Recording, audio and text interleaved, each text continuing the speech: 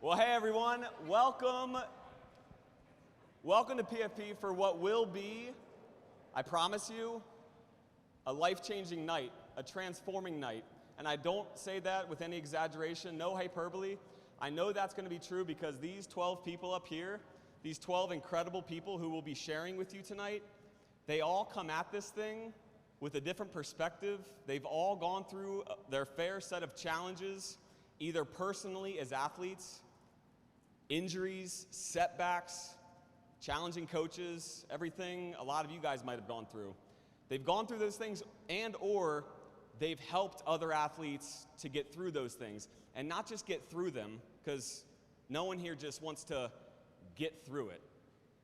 But a lot end up saying, I made it through, right? I got through sports, and I'm still here. These guys found a way through their difficulties, and I'm so grateful that they're here. They found a way through their challenges and difficulties to not only survive through it all, but thrive through it all, and find the good in it, find the challenge, cherish the challenge, which Ryan's going to talk about later tonight. For the past 10 years, I've obsessed over the question of why is it that one athlete can go through extremely challenging situations, terrible coaches, injury after injury, setbacks, expectations that weren't met, parents that put a lot of pressure on them to play well. Why is it that one athlete can go through that? This is a question that I ponder all the time and end up thriving through it, becoming a better version of themselves through it, becoming more confident through it, finding the good through it, becoming more optimistic. Why is it that one athlete can go through all of those things and become better from it, and then another athlete can go through the exact same set of circumstances and become bitter or angry or worse from it, and in some cases end up taking their own life because of it? Can we tonight be attentive and be ready to hear what's going to help you become that second kind of a person? And can we for a second just close our eyes and take a moment of silence for all of those high school and college athletes out there who are no longer with us, whose families are in pain right now? Can we just take a second, moment of silence for all those? Moment of prayer, moment of silence.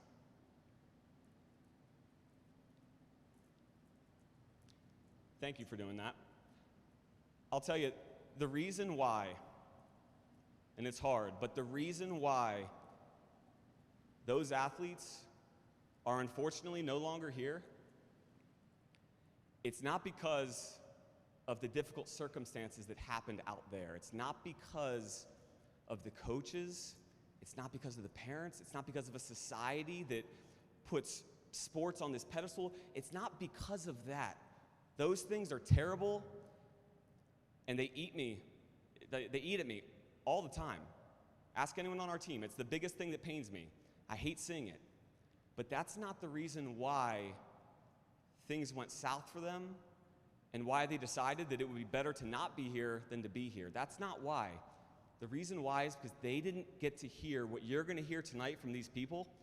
They didn't get to learn the art of taking back control of their mind, of their feelings, because I'll tell you this much, nobody's got the power to make you do anything.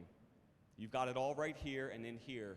And tonight, I promise you, I'm confident, between all these amazing people, every person here is going to hear something different that unleashes something inside of you. And when you walk out of these doors, you will be changed forever. 3 years ago, we had a group of female lacrosse players come back into our doors. 5 of them. 3 of them were just coming back from their freshman year of college lacrosse. 2 of them were sophomores, and they were all at the same school. And they walked in our doors, and I could just see the look on their faces. They tried to smile and look like everything was okay. We've all been there before, right? They tried to put on a good face, but I could tell, everybody always can tell, something wasn't right. They had just got demolished in their first year, and some of them their second year in college lacrosse. And so I knew we weren't working out that day, right? They came in, we weren't going to work out that day. We walked right into the back office, we sat down, me and these 5 girls at this table, and I said, girls, what happened? What's going on? And after about a minute, one of them tears started to come down her face, and she said, "Coach Andrew, our coach was so awful to us. Our coach was so mean to us." And then the next girl started crying. And then the next girl started crying. And before I knew it, I'm in this room with 5 girls crying. Don't worry, I can handle it. I grew up with sisters and girl cousins. I'm equipped. I was able to handle it. The secret is just let them talk and vent. So for 20 minutes, we went around the horn, and they just shared. And guys, this is bad. Like, I've heard a lot. I've heard a lot of horror stories about how coaches can be. But man, this was one of the worst I had ever heard. Coach Andrew, they looked at us. These coaches would look at us and tell us we were worthless. They would look at us and question us as to why we even thought we could play Division I sports, what we were doing here, why we continued to show up at practice. They would look at them in the eyes and say this. Guys, I talk a big game. Like, if Ryan were to look at me right now and tell me I was ugly or tell me he didn't like me, like, I'd say, like, you know what, it wouldn't bother me, right? Like, I'm strong. But man, if my coach, right? If my coach, the person that I looked to for encouragement, to lift me up, the coach that I had all these expectations for, who made me feel special during recruiting phase, like, if my coach was looking at me in the eye saying that stuff, like, I don't know how I would have felt. But I know how these girls felt. They were broken. And so after they all shared, I looked at them and I said, "Girls, I'm so sorry this happened. I'm so sorry that your expectations weren't met. It breaks my heart." And then I got real serious. And I looked at them. I said, "But I'm more sorry that you haven't found a way to be genuinely grateful for them." 2 of them looked at me very confused. 3 of them looked like they were about to fight me. The one said, "Andrew, grateful for them? I mean, maybe hateful, but did you hear what we just said? You want us to be grateful for them?" And then I took my seriousness to another level. And I said, "Yes." I said, "It is because of these difficult coaches, it is because of these awful coaches, how they treated you. It's because of that you have a golden opportunity to become better in life. It is because of these challenges that you have the opportunity to rise above them. Without these coaches," hear me for a second, "without these coaches, how would you be growing into the person you're becoming today? It's because of these coaches that you will never treat a person that way. When you're a coach someday, you're going to treat them better.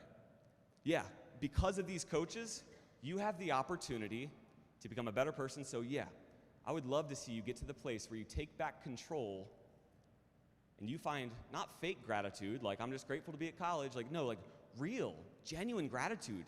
Like, can't you guys see that? How if you look at it with the right lens and you look at things through the right lens, that you can actually be grateful for any circumstance, any challenge that comes your way?" But here was the problem. They had friends and they had even family members who encouraged the continued finger pointing and the blaming. And it was justified, right? It was justified. These coaches were the worst. Thank goodness they've gotten better since. I know that to be true, but they were the worst.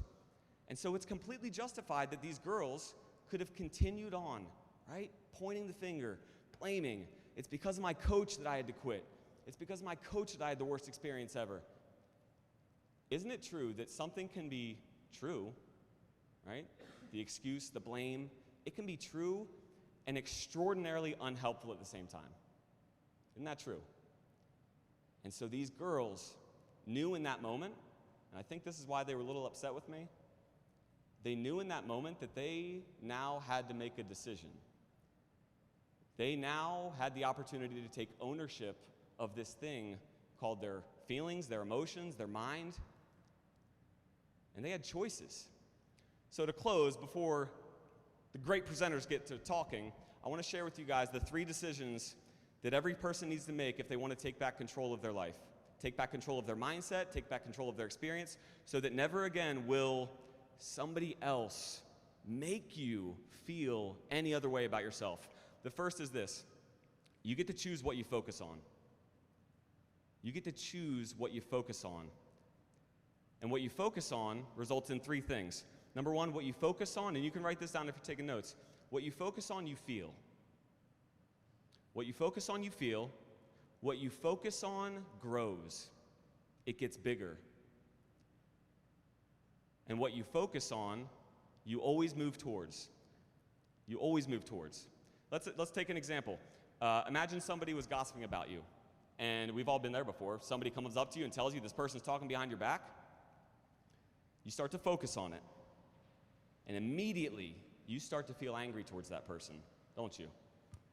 And the more you focus on it, that anger grows, and it becomes bigger, and it gets blown out of proportion, not because it happened, but because in your mind, right? It gets bigger. What you focused on, you felt, what you focused on got bigger, and then lastly, what you focused on, you started to move towards, right? You started to really think about that person in negative ways. And half the time, what ends up happening is you find out that it wasn't even what they said in the first place. So that is how your focus can completely direct or redirect your entire experience. Second decision we all get to make is, what does this mean? Number one is, what am I going to focus on? Number two is, what does this mean?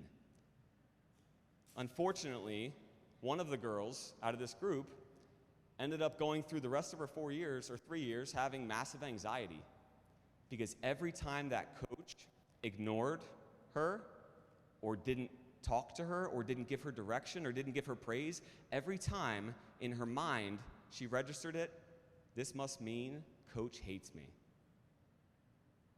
This must mean maybe I don't belong here. This must mean I'm not worthy.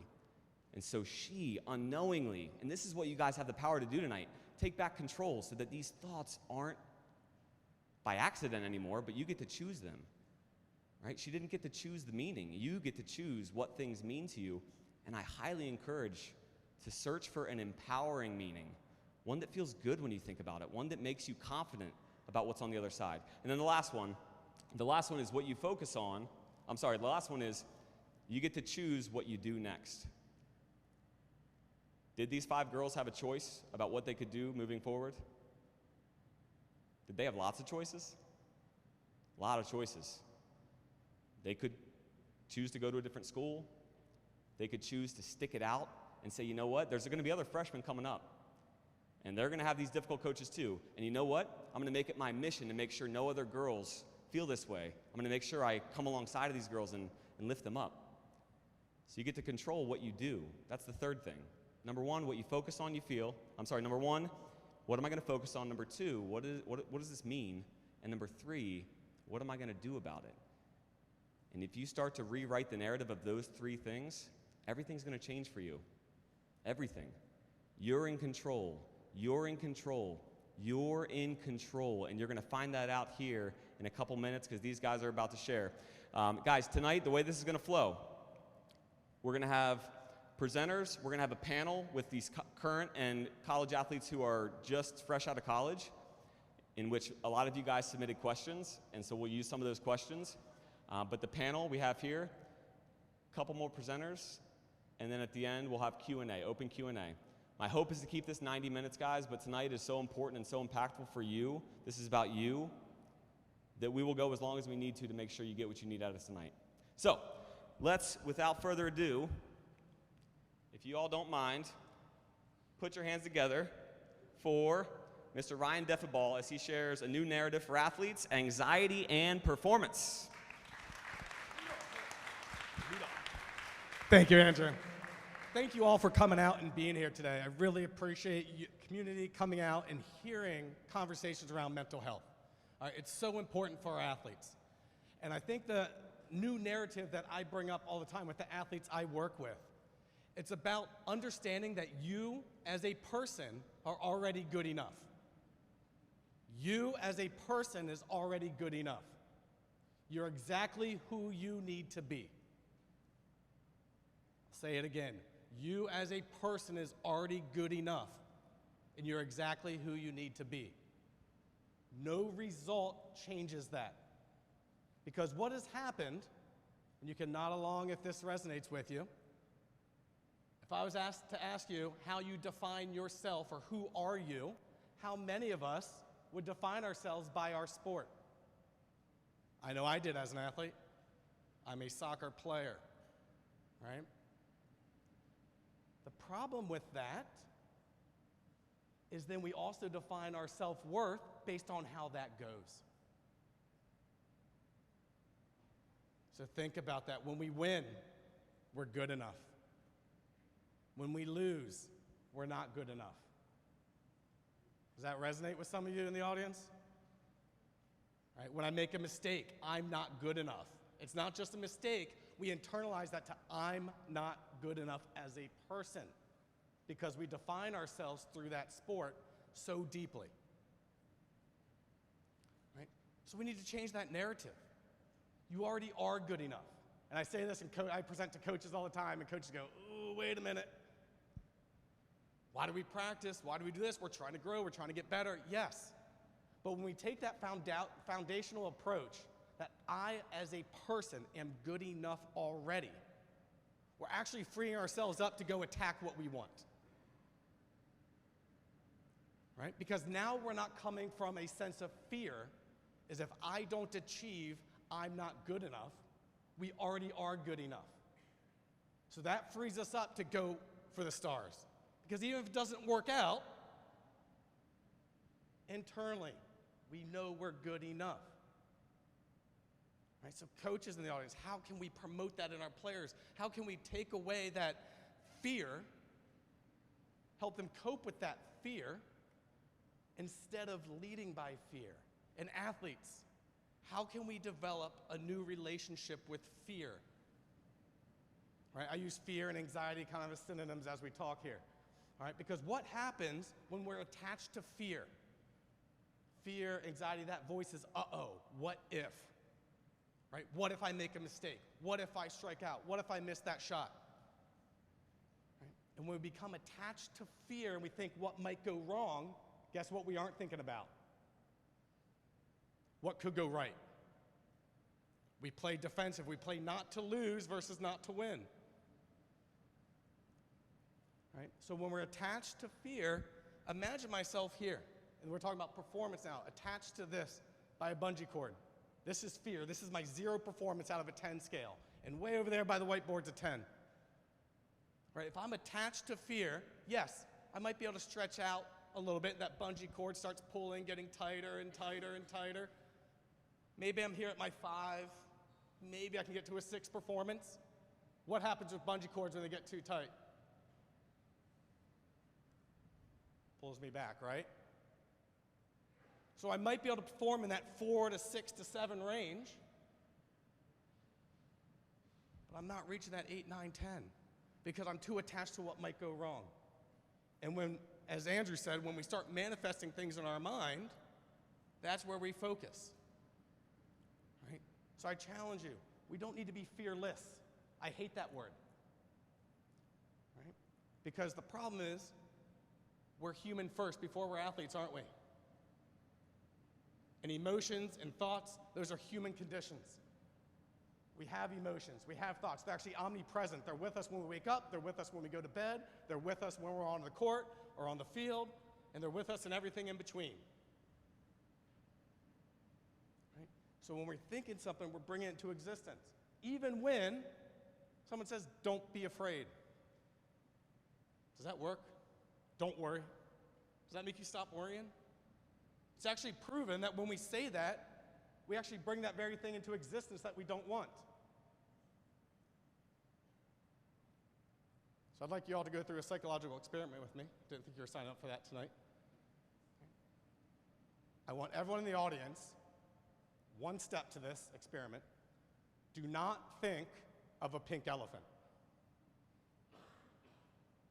What are you thinking of? A pink elephant, so am I. Right? You see it in your head. That's the same thing. Don't be afraid. Ooh, should I be afraid? Don't look down. Why? Is there something down there I should be worried about? Don't panic. We're actually manifesting that in ourselves. We're manifesting that in our athletes and our kids. So instead, can we find those positive affirmations? So instead of saying be fearless, can we be brave instead? It's a whole different connotation to it. Be fearless makes you feel guilty for having fear. Makes you feel something's wrong with you. Right? And fear and anxiety tell you all the things that are going to go wrong for you. right? And so we have those thoughts, we have those feelings, and we go, uh-oh, something's wrong with me for having them. I'm supposed to be fearless. Be brave instead acknowledges that fear, turns and faces it. It sees it. It has a conversation with it. And we choose bravery instead. Bravery doesn't exist without fear. And I think everybody in the room, if I said, is bravery a good quality, would probably be nodding. Right? But bravery doesn't exist without fear. Bravery is the response to fear. And that's where I want to change the narrative with anxiety. Anxiety comes off as this very negative thing. Right? We hear anxiety, we go, uh-oh. We feel the symptoms of anxiety and we say, uh-oh. Think about the last time you were anxious about something, that you're worried about something, that you're nervous about something. Heart rate go up, start feeling that heartbeat faster, start getting jittery, right? Maybe your breathing rate increased. Do we get stuck on that negative thought and we can't focus on anything else? Maybe it's the test next period, maybe it's the game we're going towards. Right? Those symptoms that we fear so much that actually might cause more anxiety in us is actually our body working correctly. That's your body working correctly. That's how you should respond when you have a perceived threat. And as athletes, I encourage you to acknowledge, like, what are those threats? What are those things I'm afraid of? Is it failure? Is it not making the starting team? Right? Is it making a mistake on the field? What are those things? Right? Instead of ignoring them and burying them deep down and not letting ourselves feel or think about those thoughts, how do we confront them? How do we empower ourselves with positive thoughts instead of what we don't want to happen, hammer into ourselves what we do want to happen? Because you can manage that. We don't control our emotions. Our emotions happen to us. We do not control our thoughts, they happen to us, but we can manage them. We can hear them, and we can turn and we can face them and have a conversation with them. So I challenge you to be resilient. Right? Bounce back after mistakes. Allow yourself to learn from success and learn from failure equally.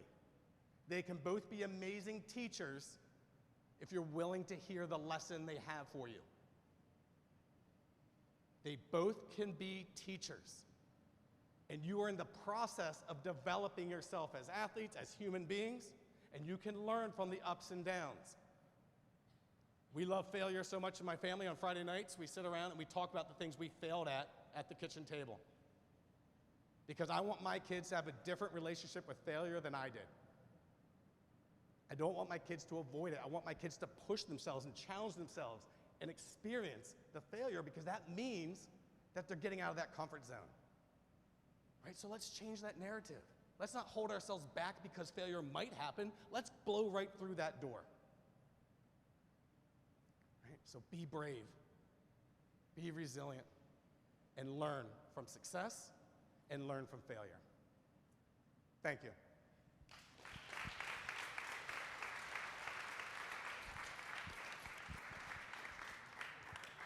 So I just realized I didn't appropriately introduce Ryan. Ryan is I think it's you next. Ryan is a sports psychologist and athlete mental health counselor. He has his own company called MBS Performance. So you guys will be hearing more about him later. That was great. And when you said don't look down, I thought to myself immediately, my son, like, don't throw your food. Like, what else do I say to that? I don't know. Got to figure that one out. Don't talk back. Should I talk back? I don't know. All right. So next up, this is going to be a very special talk. Raise your hand if you've gone through any serious injuries as an athlete. Quite a few.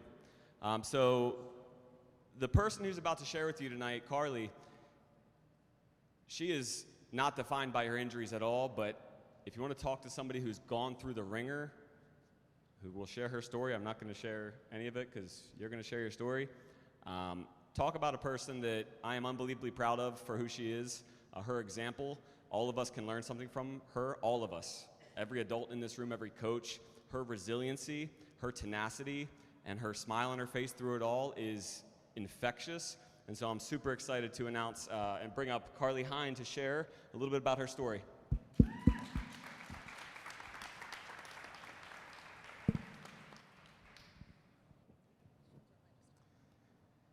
ask you questions. So, share with everybody, first off, just background about what school you went to, what sport you played, and we'll go from there. And what happened ultimately? Yeah. Okay. Yeah, so I started playing lacrosse in 3rd grade, and I immediately fell in love with the game. It was like just an instant love. And I knew right then and there that I wanted to play at the highest level possible for a women's lacrosse player, which at that time was Division I. And I worked really hard to ultimately have a successful high school career, was an All-American, Offensive Player of the Year, and ultimately committed to the University of Michigan to play lacrosse. But throughout this whole time in high school, I knew something was looming. I knew I wasn't healthy, something was wrong. But I kind of thought, I can beat this. I'm bigger than whatever's going on, but it's also not normal for a teenager to not feel her legs. But again, I thought, hey, I'm going to Michigan, I'm gonna be good. So fast forward, fall at Michigan, lacrosse in college and college athletics as a whole, the speed of the game is very different. You have to work a lot harder, to train a lot harder to be the player that you were in high school. And through this, I really started to realize that my legs were just getting worse. So 5.5 years into this whole thing, I was finally diagnosed with popliteal artery entrapment syndrome.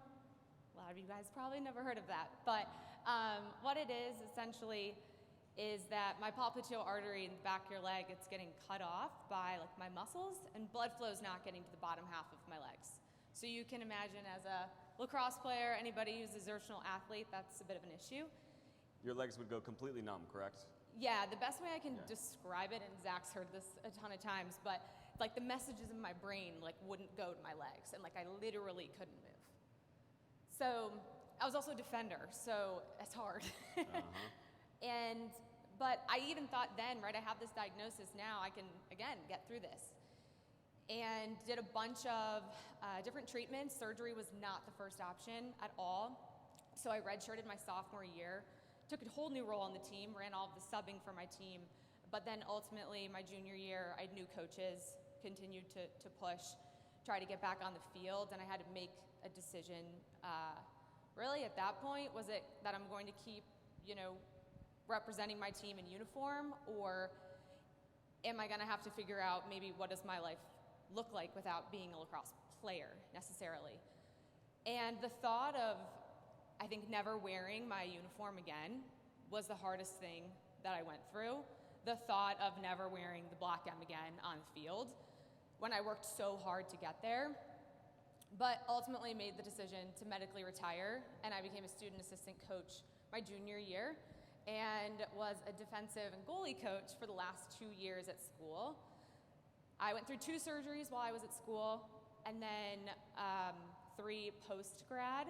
So my most recent one back in March as well. So very much so still going on in terms of my story and really where I am today.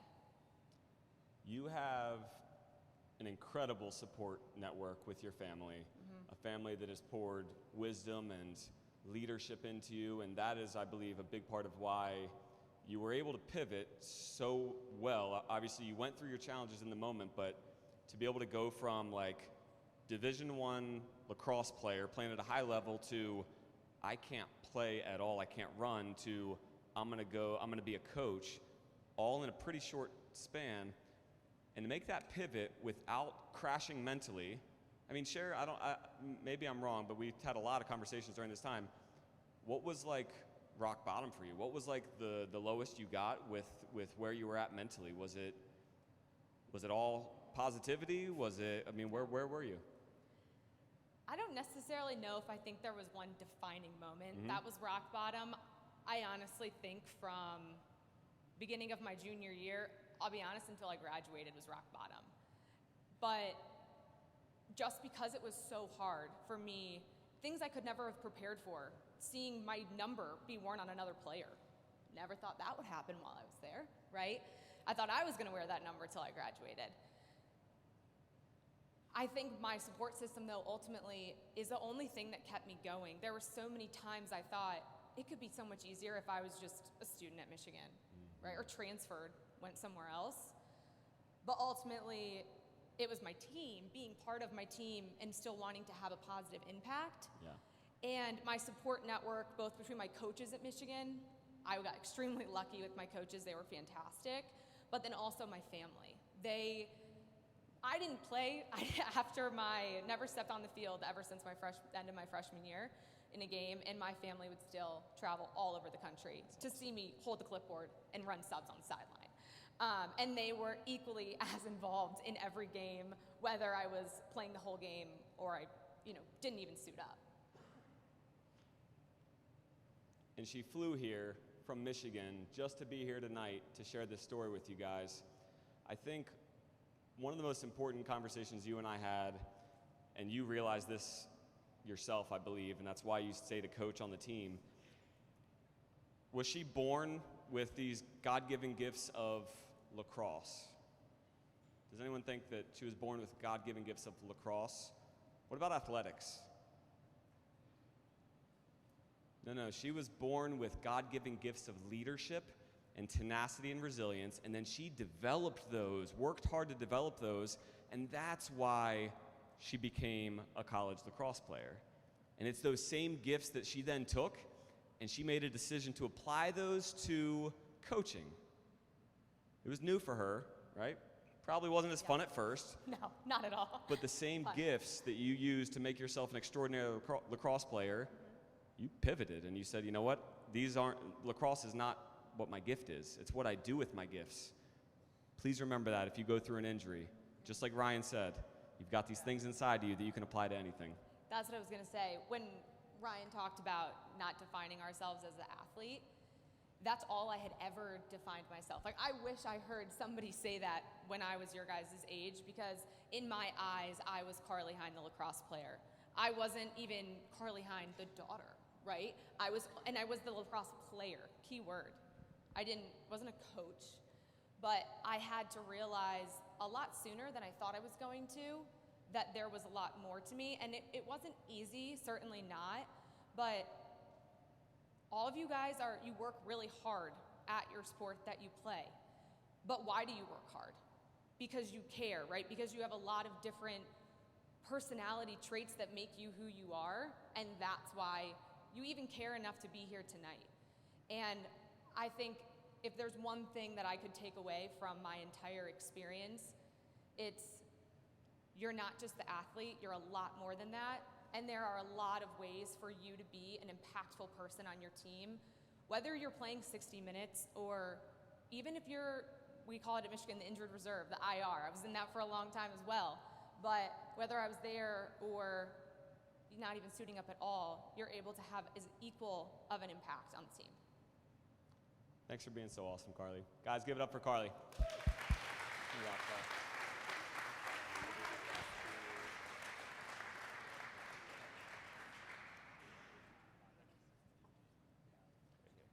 All right, next up, this is going to be special. Coach Emily Lehman is a coach here at PFP, graduated from Frostburg. Going to share a little bit of her story. Played soccer.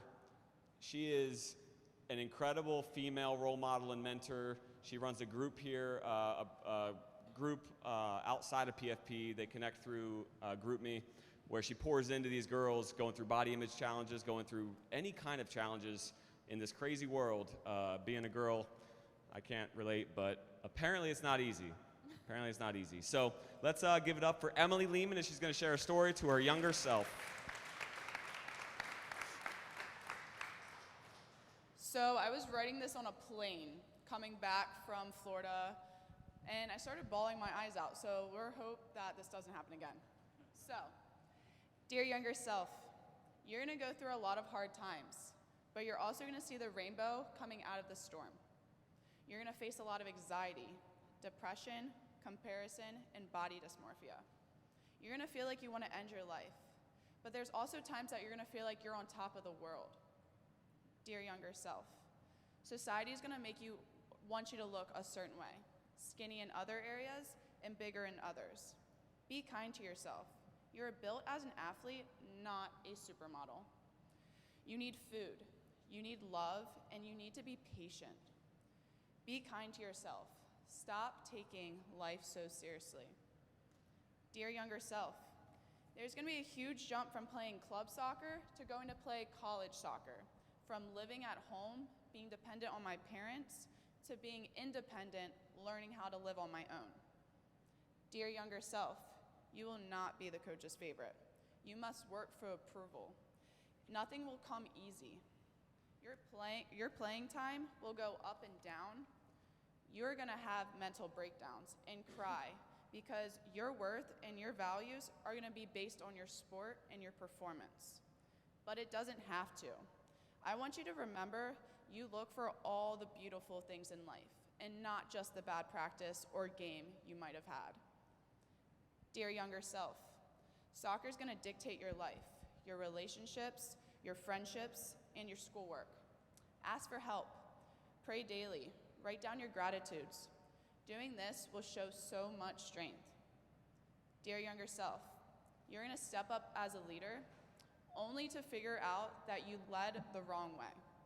You would be so focused on gaining respect from your peers and your teammates and having people follow you rather than focus on the root, focusing on the relationship instead of focusing on yourself and your ego. Dear younger self, you're going to end up stepping away from soccer. Your mental health is going to be so low that it's time to focus on yourself and work on becoming a better you. This is going to be the time where you flourish and find your passion as a strength conditioning coach and fight anxiety the right way instead of hiding from it. Dear younger self, do not let anxiety win. Do not let tomorrow's troubles affect today's happiness. Be patient with yourself. You're not alone in this battle. Don't worry about anything, instead pray about everything, Philippians 4:6. Dear younger self, you are going to graduate from college despite the stress you may go through. God is going to lead you to your dream job where you can impact young athletes and help female athletes overcome any obstacles. You're still going to go through seasons of life where you feel anxious, depressed, and feel hopeless. But what you don't know is you survived your entire life, and you will continue to keep growing, mentally and physically.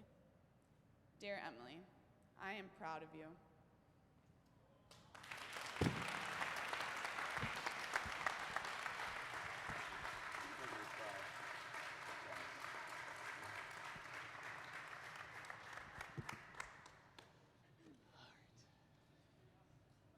We had a daughter 4 months ago, so that's rough. Whew. 7 months ago. 7 months ago. All right, so this is what we're going to do next. We're going to switch it up a little bit. We're going to have Courtney, Rachel, Daisy, and Greg, and Carly. We'll see where we go here. If you guys could slide your chairs up to the front, we're going to do a little panel. Did I say Spencer too? Yeah, Spencer. Okay. We'll include you, buddy, old pal. Special or something. I can get Spencer. Oh, yeah, we'll go down the line. All right, so at the end, these guys are going to be available for Q&A. These are either current college athletes. They'll share where they're at in their journey right now, or they're pretty freshly removed from college sports. And again, all have had their own challenges that they'll share with you in a second, and all have overcome. So let's go Spencer first. Go ahead and share name, sport you played, where you went. Okay, yeah. So my name's Spencer McCrory. I played baseball, and I went to Messiah College, now university, but I was the last class of Messiah College. Just Next. Yep, We'll go down the line, and then we'll come back through for the story. Okay. Hi, my name is Rachel Roop. I play softball at Liberty University. I just finished my freshman year. I majored in pre-med, and yeah. That's me. My name's Courtney Eiler. I played softball at Penn State University, but I decided to step away from softball relatively early in my freshman year. I decided to shift my focus to finding my other passions and my purpose outside of athletics. So, my name is Daisy Gardner. I am a rising senior at Mount St. Mary's, and I am on the softball team, and I'm a sports management major there. My name's Greg Gerber. I played lacrosse at Newberry College. I recently graduated this May. We already know you. You share it again. Why not? Okay, great. All right, so let's go back through. We can go back to Greg. Yeah, so why don't you share maybe your biggest challenge that you went through throughout your journey playing college lacrosse? And then if you have like a lesson learned, something that you want to share that you would be able to tell these high school, college student athletes, what that challenge was and then what that lesson was that you learned that you want to impart back to them. I would say the biggest challenge that I had while playing college sports was being able to manage the pressure that I put on myself based on what I thought the coaches thought of me and what I thought my other teammates thought of me. I guess to start, I just have to start with like, once I got there my freshman year, there was no pressure on me because I was a freshman. You know, you don't typically expect to get playing time. So I ended up starting my freshman year, and I had a pretty good season. I exceeded my expectations, so I was really excited about that. Then come around next year, you know, I continued to work. Sophomore year, we only had 6 games because of COVID. It got cut short, and I didn't see as much playing time as I did the year previous. So I was kind of in my head like, oh, coach doesn't think I can play as well as I did last year. So that's when I really started getting in my head, and you know, since COVID ended early, I didn't see the end of the season. So I was like, all right, you know, I'm gonna come back next year, and I'm gonna be able to play better. So my response to all this stress was just continue to work harder, and you know, your coach will see that you're good enough and they'll put you in. So my worth at that point was kind of based on what my coaches thought of me. Junior year came around, and the beginning half of the season, I didn't see as much playing time as I would like. You know, I was on the bench for a lot of it. And would you say you saw more playing time your freshman year than your junior year? Absolutely. It's tough. Yeah. And that's when I really started to look at myself and look at what I like valued. What considered my value. So I was like, I looked at it, I had to talk to a lot of my support systems. Like Coach Andrew was one of my support systems. He's one of my mentors. I had to talk with him, and he really had me reflect on where I was in my head and my mental at that moment. So I kind of realized like I need to be able to focus on what I can control. Whether coach puts me in the game, I can't control that. What other people think of me, I can't control that. What I can control is how I talk to myself, and you know, my work ethic, and you know, how I like approach my attitude. So from then on, a switch kind of flipped. So I kind of was like, all right, you know, I'm gonna put all my effort into just giving my all in everything.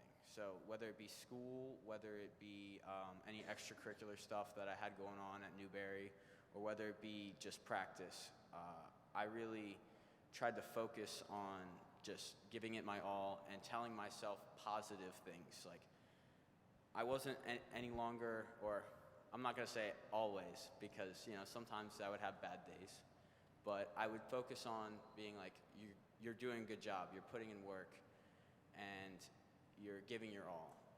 Because before then, I would always tell myself, whenever I was playing on the field, I'd be like, don't mess up. Someone's about to pass you, don't drop it. And then you get trapped in that negative thought feeling, like always, don't do this. When I realized I had a different role in the team than just to be someone who played lacrosse. My junior year, so I was an upperclassman, and there were guys under me who I knew had the same fears I did. So I focused on just being the best teammate I could be, and that's when I started. When I was on the sideline and I wasn't getting playing time, I was the biggest cheerleader for my team that I could be. Every single game, I was screaming my head off, and it's just. My other teammates, I would stand slightly behind everybody else on my team, because I would run up and down the sideline, and I would be like, let's go, and I I would get my heart rate up. My teammates would even say to me, they'd turn around and be like, "Why are you being so loud?" But I wanted to be the person that was there for my team when maybe they didn't think anybody else was. So that allowed me to just focus on my team and like where we were going rather than what I was doing.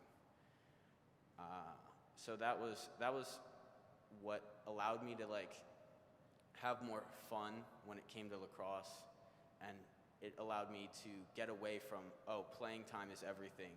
It was more about the team and the relationships I built with my teammates rather than, my own personal accolades and achievements.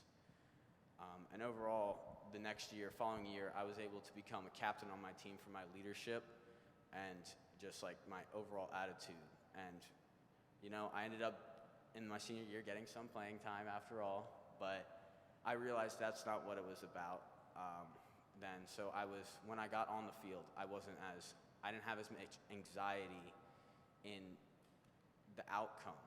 It was all about the process, and it was all about, just being there for my team and being there for the good and the bad. Dude, give a hand for Greg. That's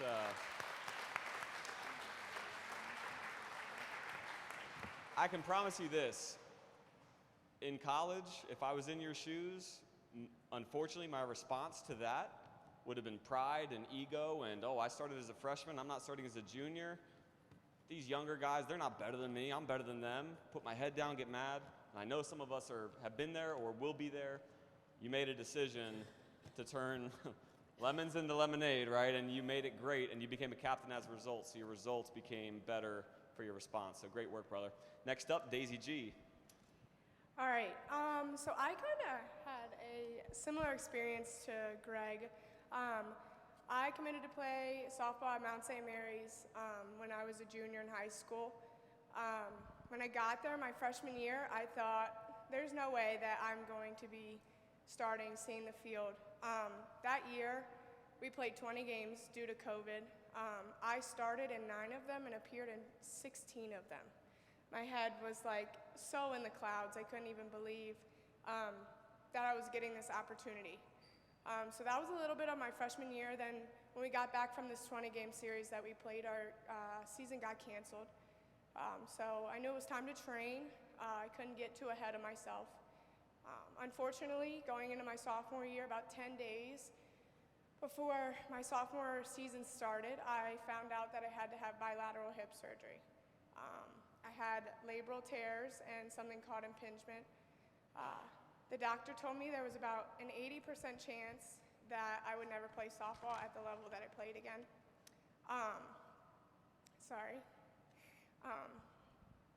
So I took this basically as a challenge. My mindset stayed really strong through this. I was like Greg, I took it as an opportunity to see softball from a different viewpoint. I got to be the biggest cheerleader for my teammates. I got to make relationships that I never made before. And then going into my junior year, I got cleared in November. And this is like the hardest time for me because everybody's there for you when you're going through this recovery. As soon as you're cleared, everybody thinks like, oh, you're automatically better, you're ready to go, okay? My body was never the same. Going into my junior year, about 30 games in, I hadn't seen the field. And I didn't know exactly what to do, and I did it completely wrong. I got in this hole. I didn't know how to get out of it. I felt sorry for myself. I was a terrible teammate to my teammates, to the point where I felt like I wanted to walk away from the game. So this was like my aha moment. And the message I would like to give to you guys is sports is only what we do. Softball is something that I've done my whole entire life, but it's not who I am. And that's basically what all these people out here are trying to tell you guys tonight. It's not who you are, it's what you do, and it's what you choose to pursue, and it's a hobby, okay? Whether you go 0 for 3 or 3 for 3 for my softball players, or you score 2 2 goals in your next lacrosse game. I don't know about that. But whether you do great or you feel like you do terrible, that's not who you are. It doesn't, you're missing out on the person that you could be and the relationships that you could have if you're focusing always on how you're performing. Because at the end of the day, in 10 years, I know in 10 years, when I move on, some of the girls that I play with today are gonna be at my wedding. They're gonna be my best friends. I'm not gonna remember that one game that I went 0 for 3 10 years ago. And that's what I would like to tell you guys, and I hope you take from me. So, Love it.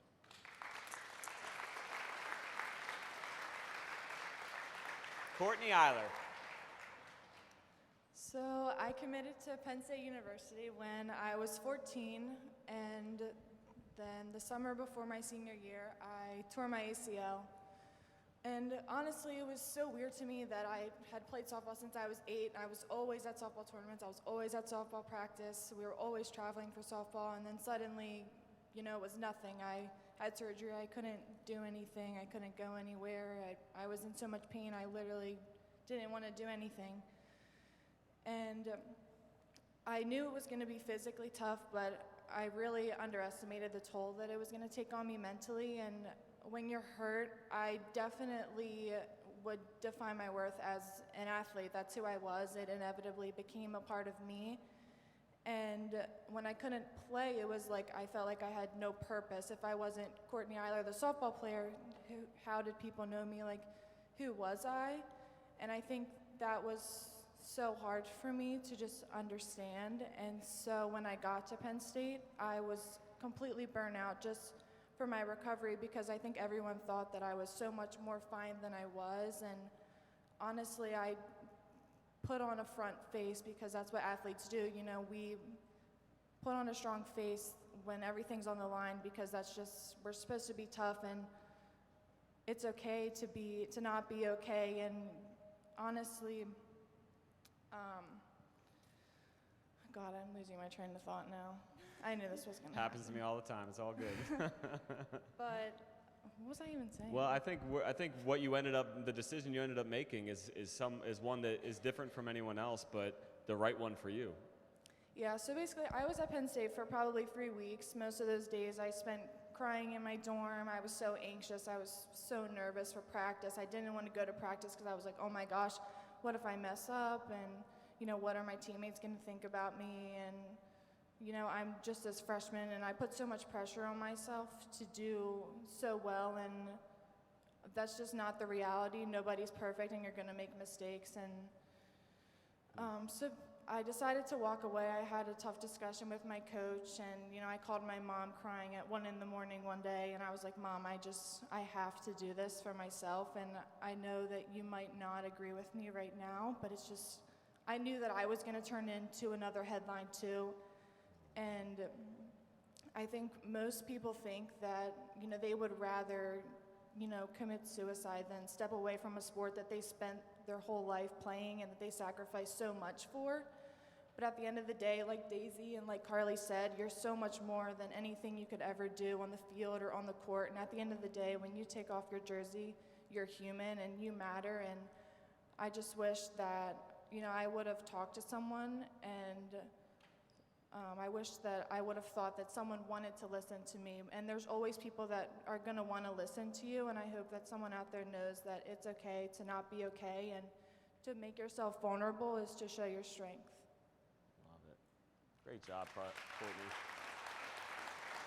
I think a very healthy thing for parents to do with their athletes, and even coaches to do as well. Talk about what your criteria for quitting will be. There should be some sort of criteria that you establish for when is it okay to quit.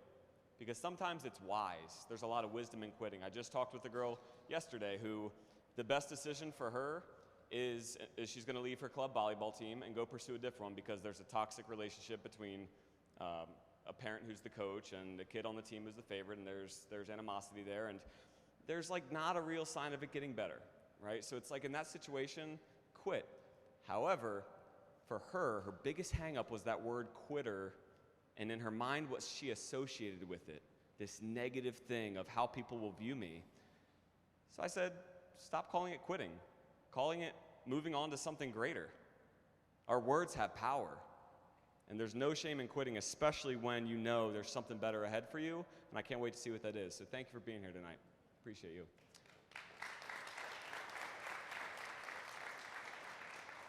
So me and Courtney actually played on the same travel team. We both committed very young. I was her age as well. I committed to Liberty for softball, and you know, I did a lot of training physically, but mentally not so much. So the fact that you guys are all here is great. I went into my fall year, you know, like Daisy and Greg said, as a freshman, you don't really expect to get a lot of playing time, but for me, I'm always hard on myself, and I wanted to be in the starting lineup. So I showed up in the fall, never faced adversity in sports ever. You know, life before college, I was kind of just playing for fun, and then all of a sudden you get to college and you have 5 other girls in your position, and you have so many other outside factors playing. They're older than you, you don't have experience, and so I started to take that, like, it was really hard for me to kind of adjust to that. I'm a competitor, but when I'm doing everything I can and I'm not getting those opportunities, you know, we have our fall games, I'm not in the starting lineup, things like that, it was affecting me a lot. And I never struggled mentally or talked to anybody about it, so I thought that I'd be able to just, you know, keep it in, suffer on my own, and I ended up I was really emotionally unstable in the fall. And then after one of my fall games, I was talking to my dad, and I just started, I broke down. We were in the parking lot, and I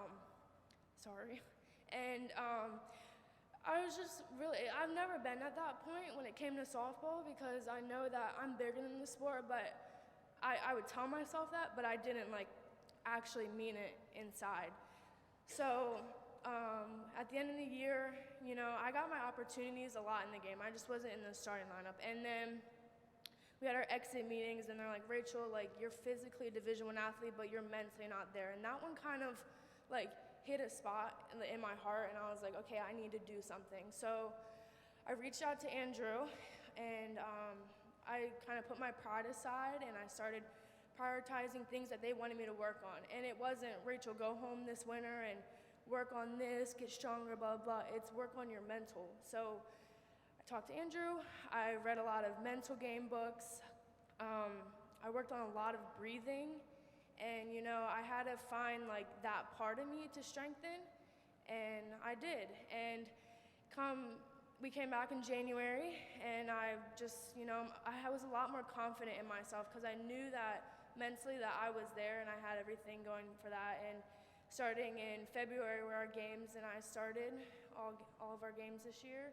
So that was fun. I ended up getting accolades that I wanted, but still tried to keep my head down, because, you know, those are only temporary feelings, and you get accolades, and it's fun for the day, and then it doesn't mean anything the next day. You just keep working. So I encourage all of you guys to seek help. It helped me gain a lot more confidence playing. It took me to another level. I was only holding myself back. I knew I had all the tools I could, and, you know, take advantage of it if you can.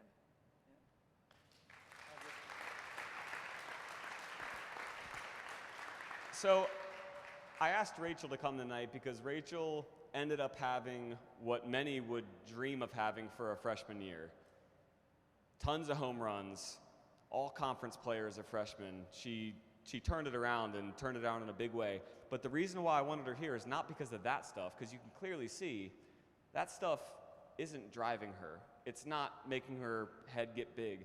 I wanted her to be here because when I asked her, I said, Rachel, why is it that you're through this all, right? Through all of these successes and the pressure starting to get poured on you and having to do, you know, interviews, and I watched some of them, right? Like the press, right? Division I sports, and you're succeeding. Like, you've got a lot of people now that are expecting you to take it up another level. And it's very easy as an athlete to not handle success well, right? Because that pressure can be a lot. Some of you guys know what I'm talking about. So I said, what is it that is allowing you to really, I mean, are you faking it? Like, you could tell me, like, you seem like real, like, level here. Like, how are you doing this?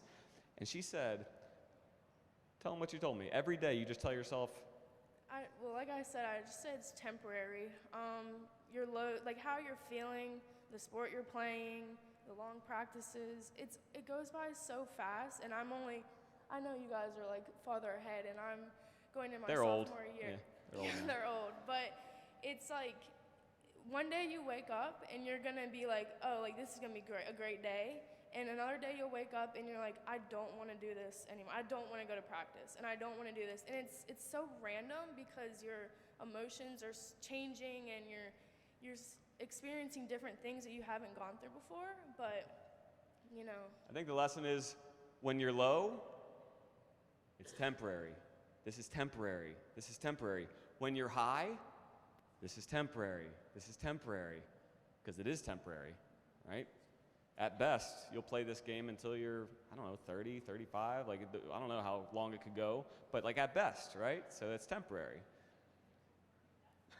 All right, next up, Mr. Spencer McCrory.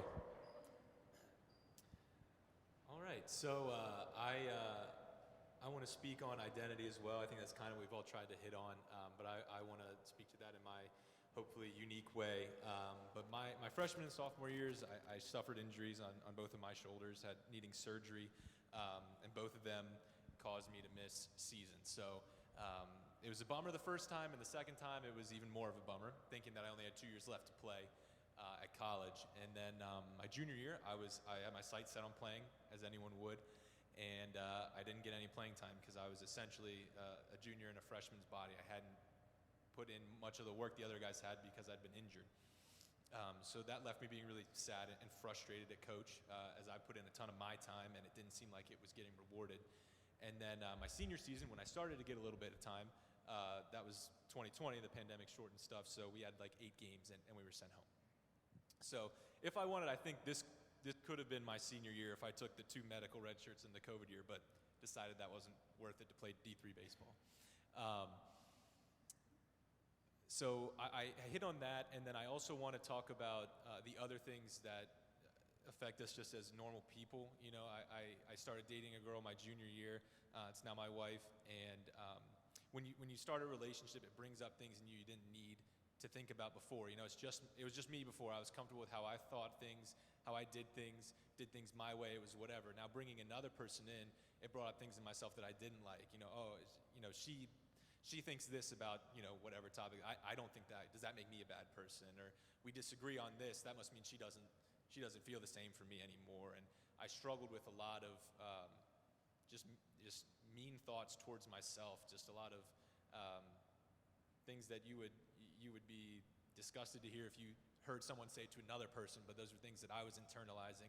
And then my senior year, I was also a captain. Much like Greg, more of a team guy captain. It wasn't a captain because I was, you know, the best out there, but because I was a guy for the guys. I was a glue guy. I was someone that kept the energy up. So in all of these areas, I was striving for achievement. Like I got to play better to get playing time. I got to make sure that I'm perfect for my girlfriend so she doesn't leave me, and I've got to make sure I'm the right guy so that I have respect for my teammates. But what I learned is that all these things are temporary, and they can change on a dime. You know, I got injured twice. COVID took my last season. Like, I didn't have any control over those things. In a relationship, that can end like that. You know, it can end because you want or the other person wants. Captain, you know, being whatever, that kind of stuff. Coach can decide that's not for you. And so for me, I decided with talking to my mom and my then girlfriend that I needed to go get some help. So I sought out some counseling on campus. And also got started on a little bit of medication to help try and regulate myself. And through that, for me, the biggest thing that grounds me is my faith. So everything else in the world is changing. Like I said, the sport, the playing time, relationships, things like that. But for me, my faith in Christ is what grounds me, because I know that even in the world that is changing, He's constant, He's the same. In His Word, He tells us that He loves us, He cares for us. No matter what we're going through and no matter what we have done, that He covers all of those things, so that I know that even on my days when I'm not enough, when I go 0 for 3, when I, don't do the dishes at home, when my friends are angry at me for something that I said, I know that my worth's not tied to those things. It's not tied to how anyone on the earth feels about me, but what my Heavenly Father thinks of me. So, Love it, Spencer. Thanks, brother. All right, you guys can push back. Hey, we're going to jump into my good friend who comes at this thing from, again, a very different angle. Sal Scatino is a psychotherapist, played basketball at Washington College, pretty good, if I might say so myself, kind of hard to guard. But Sal's going to get the whiteboard out and maybe share a couple lessons on the whiteboard with you tonight. So let's give it up for Sal Scatino. How you doing, everyone? Hey, can we keep it here? Because I don't want to block, Perfect. I don't Yeah, block yeah, the perfect. panelists. Can everyone give up another round of applause to the panelists? That was amazing. Thank you guys so much for your vulnerability. If you're with me, say I am. Are you with me? Are you with me? I know it's pretty late and we're getting a little tired. So before I begin, I gotta ask two people their names. What's your name? Matthew? Matthew and Cassidy have put themselves in the front row. They've been taking notes this whole time, and they've been so attentive and focused. Let's give them a round of applause. Thank you guys for being here and being focused. All right, so the title of my talk today is Be Fast. My handwriting is atrocious, but stay with me here. Be fast, but don't hurry. This is something my college coach would tell me all the time. I played college basketball at Washington College, and he would incessantly tell me, be fast, but don't hurry. And what he was saying was, Sal, you need to be faster than the guy in front of you. Right? You got to be able to beat your opponent. You've got to be quick. You got to outthink your opponents, your defense. But do not rush yourself. Be patient. Be mindful. As athletes, we're always rushing ourselves to do things as quickly as possible because we have that opponent in front of us. We have those goals in front of us, and we want to get there as soon as possible. But we've got to be mindful that there are other important things as well. Right? So, what I want to focus on is this acronym right here, FAST. The first word is be fair with yourself. Who here has been their worst enemy before? Who here has been their biggest critic? Yes. I remember after games in college and in high school, if I felt like I didn't play well enough, I felt like if I wasn't shooting well enough, and I wasn't hitting all the right marks, and I was making too many turnovers, I would beat myself down to a pulp. That means beating yourself down into feeling really insignificant. And that's what we do too often as athletes. I think a lot of our panelists and speakers tonight touched on this. Right? We believe that we're not good enough when we're not doing enough. And it will communicate this message to your brain that you are not enough if you're not fair with yourself, if you're not just with yourself, if you're not being non-judgmental to who you are. Because you, at the end of the day, you are special. There was a 1 in 400 trillion chance of you being born.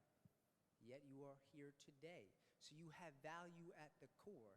You're not judged by your sport. But you got to make sure that you're fair with yourself and allowing yourself to say, yes, this behavior, this action, this mistake wasn't okay, and I want to change that, but I'm still okay with who I am, and there's still things that I did well. Next, be non-apologetic for who you are. I want everyone to think of that person in your life that apologizes for everything. They apologize for sitting there. They apologize for looking at you too long. They apologize for breathing. When you are constantly apologizing for yourself and all these things that you do in your life, what you are communicating to your brain is that you are not good enough, that you are something you need to apologize for, the person that you see in the mirror. So we've got to be mindful, I'm going to use that word consistently here, mindful. That means aware of yourself, aware of your thoughts, aware of your behaviors, so you know when you're beating yourself up and then when you're empowering yourself. So I want us to take this opportunity to start changing the narrative in our brain that when we make a mistake and we feel like we have done something wrong, to separate the mistake from the person. Separate the mistake from the person. Make sure that your brain is not too result-oriented and focused, because we cannot always control the results.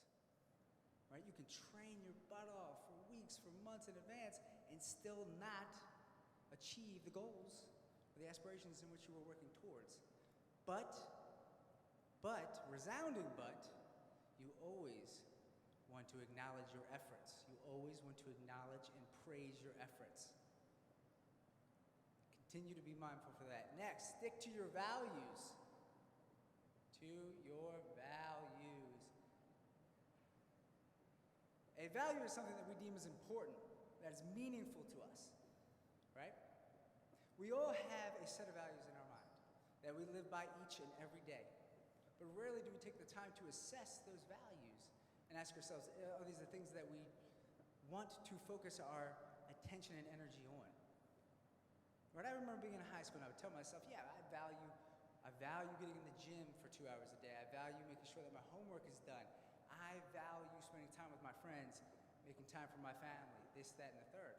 But then I would catch myself looking on Instagram for hours, Facebook, TikTok. Right? TikTok didn't exist when I was in high school, but that stuff looks insanely addicting.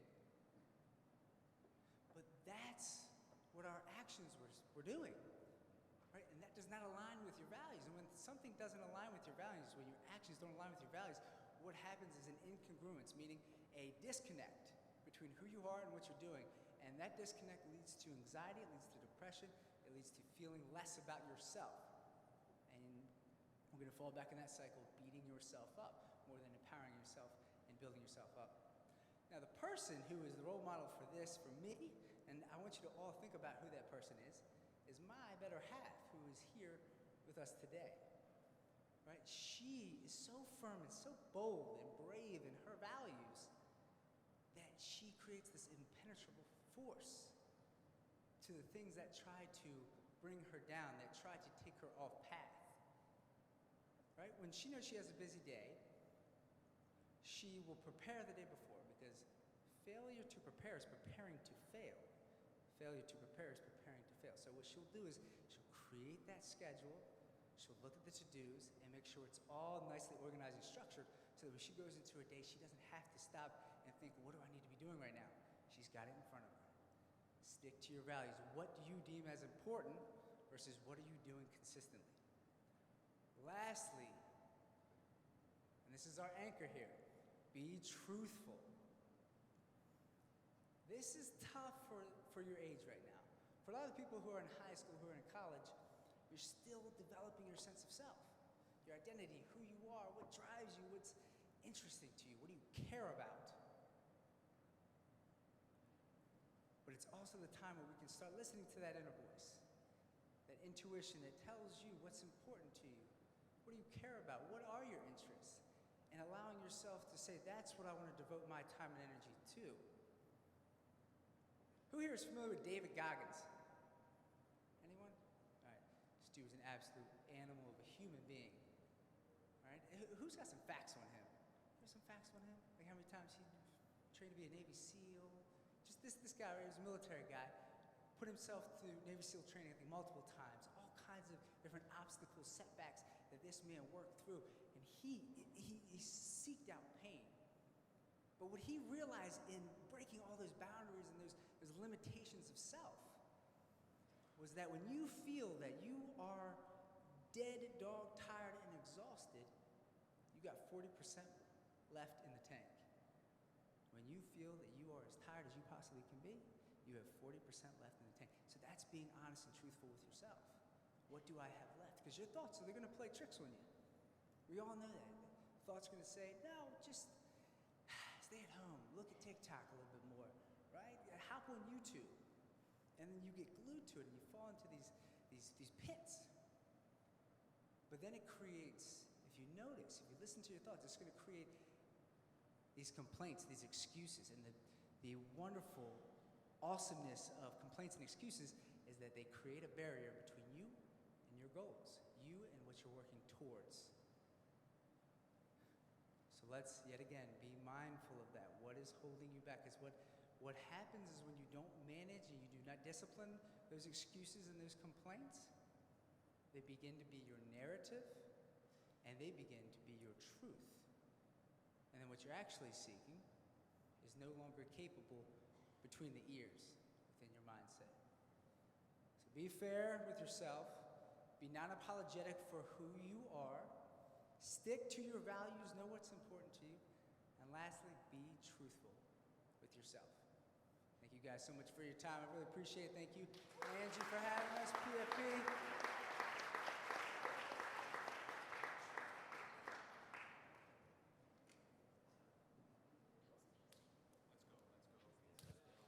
Test? Okay. Hey, real quick, stand up. We have 3 presenters left. Do me a favor, just stand up real quick. We have 3 presenters left. I know it's late. You're probably getting tired, but these 3 presenters, you're really going to want to be attentive and awake for it. So just high five 2 or 3 people around you. Tell them they look great tonight.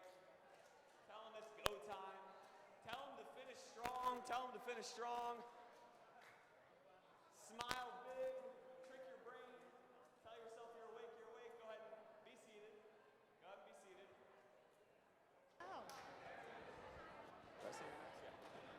All right, so guys, next up, I know I unleashed the beast. Hey, next up we have Josh Funk here to share with us a very important message. The title alone really intrigued me. You are not permanent. So I'm excited to hear what Josh is going to share with you tonight, but it's an impactful talk. So go ahead and put your hands together for Mr. Josh Funk. I kind of struggled a little bit with actually what I was going to talk about tonight. I knew you were going to have a lot of amazing, much more time relevant, a little bit older than the people up here, a little bit more time relevant stories. You were supposed to laugh at that. That was kind of funny, okay?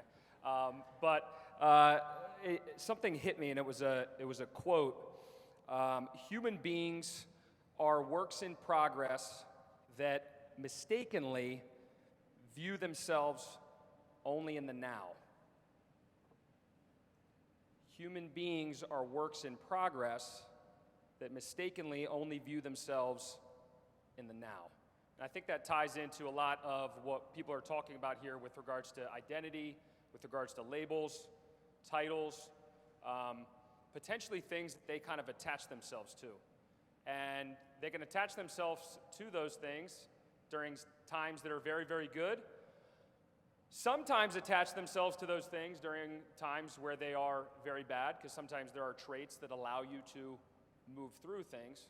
But then in other instances, put you in a situation where you also could attach yourself to these things that potentially are counterproductive to growth and you being a better version of yourself.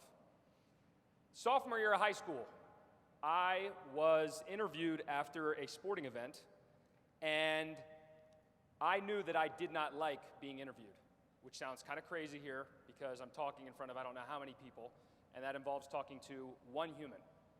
I did my interview with my helmet on, and after the interview, the interviewer for the local Gazette, Montgomery County Gazette, for anybody who remembers, it's not around anymore, but they actually quoted me in the paper saying, "I hate being interviewed." My coach, fortunately at the time, said, "Josh, you have 2 ways to approach this. You're going to choose to attach yourself to your label or this thought that you are either not good at being interviewed or that it's negative or that somehow you're going to embarrass yourself or whatever reason it was that made you think that you hate being interviewed, or you can push yourself into more situations where you're going to have no choice but to get better."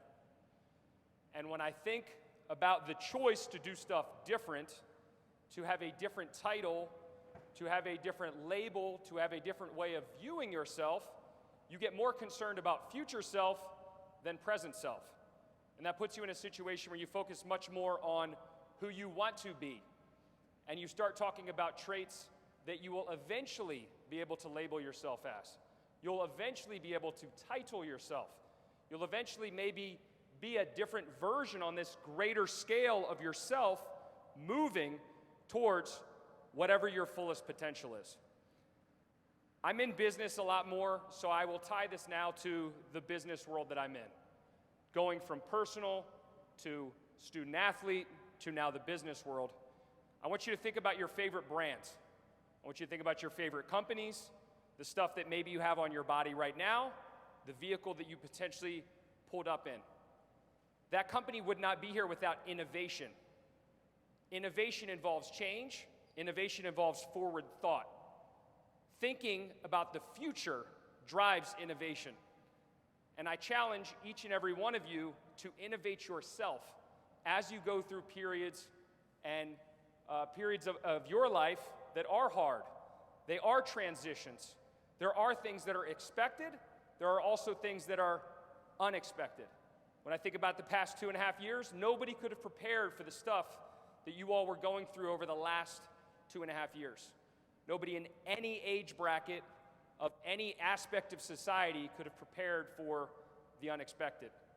But I've always been a big believer that if you control the controllables, and you show up every day, you continue to be introspective or reflect on yourself, where you are, and whether or not you're a moving target or that fixed point, that you'll continue to put yourself in a position where you're preparing yourself for expected and unexpected events.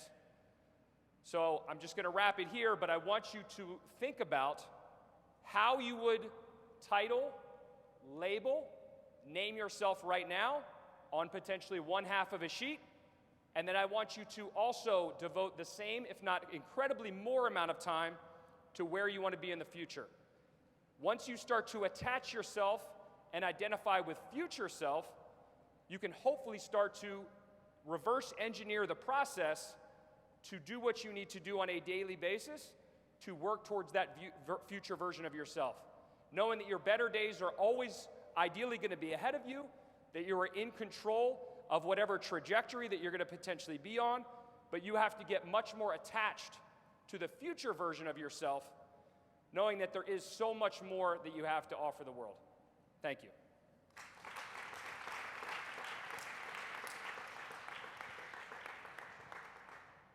All right, next up, we got Dr. Zach Baker. Zach Baker with Rehab to Perform as well, physical therapist, has a journey of his own he's going to share. Let's give it up for Zach. Thank you.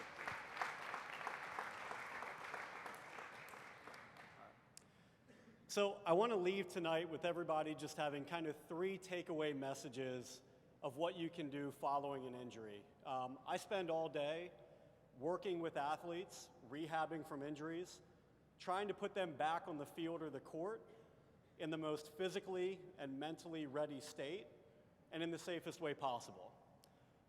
I'd like to say that the 3 tips I'm going to share have come from professional experience, but it's more personal. Like many of the people up here, I've gone through injuries as well. To provide a little context, they talked about identifying as an athlete. Myself, my family, the whole group and ecosystem I grew up with identified as athletes. I don't put that lightly. My brother played college lacrosse. My dad was a 3-sport athlete in high school. I had 2 cousins drafted to play professional baseball. My mom played 3 collegiate sports at the Division I level at James Madison. She followed that up to coach field hockey at Westminster High School, win 5 state championships, get inducted into the Carroll County Hall of Fame, and then last year get the field dedicated to her. During this time, my wife, who I've known since kindergarten and dated since freshman year of high school, was a 3-sport standout at the high school that we both went to, had a phenomenal career at Towson as a women's lacrosse player. Oh, and by the way, while she was there, they wanted her to play field hockey too, but she didn't have the time. So our conversations in high school went something like, hey, Britt, I got a letter today. I got one for basketball for Coastal Carolina. I got one from William & Mary for football.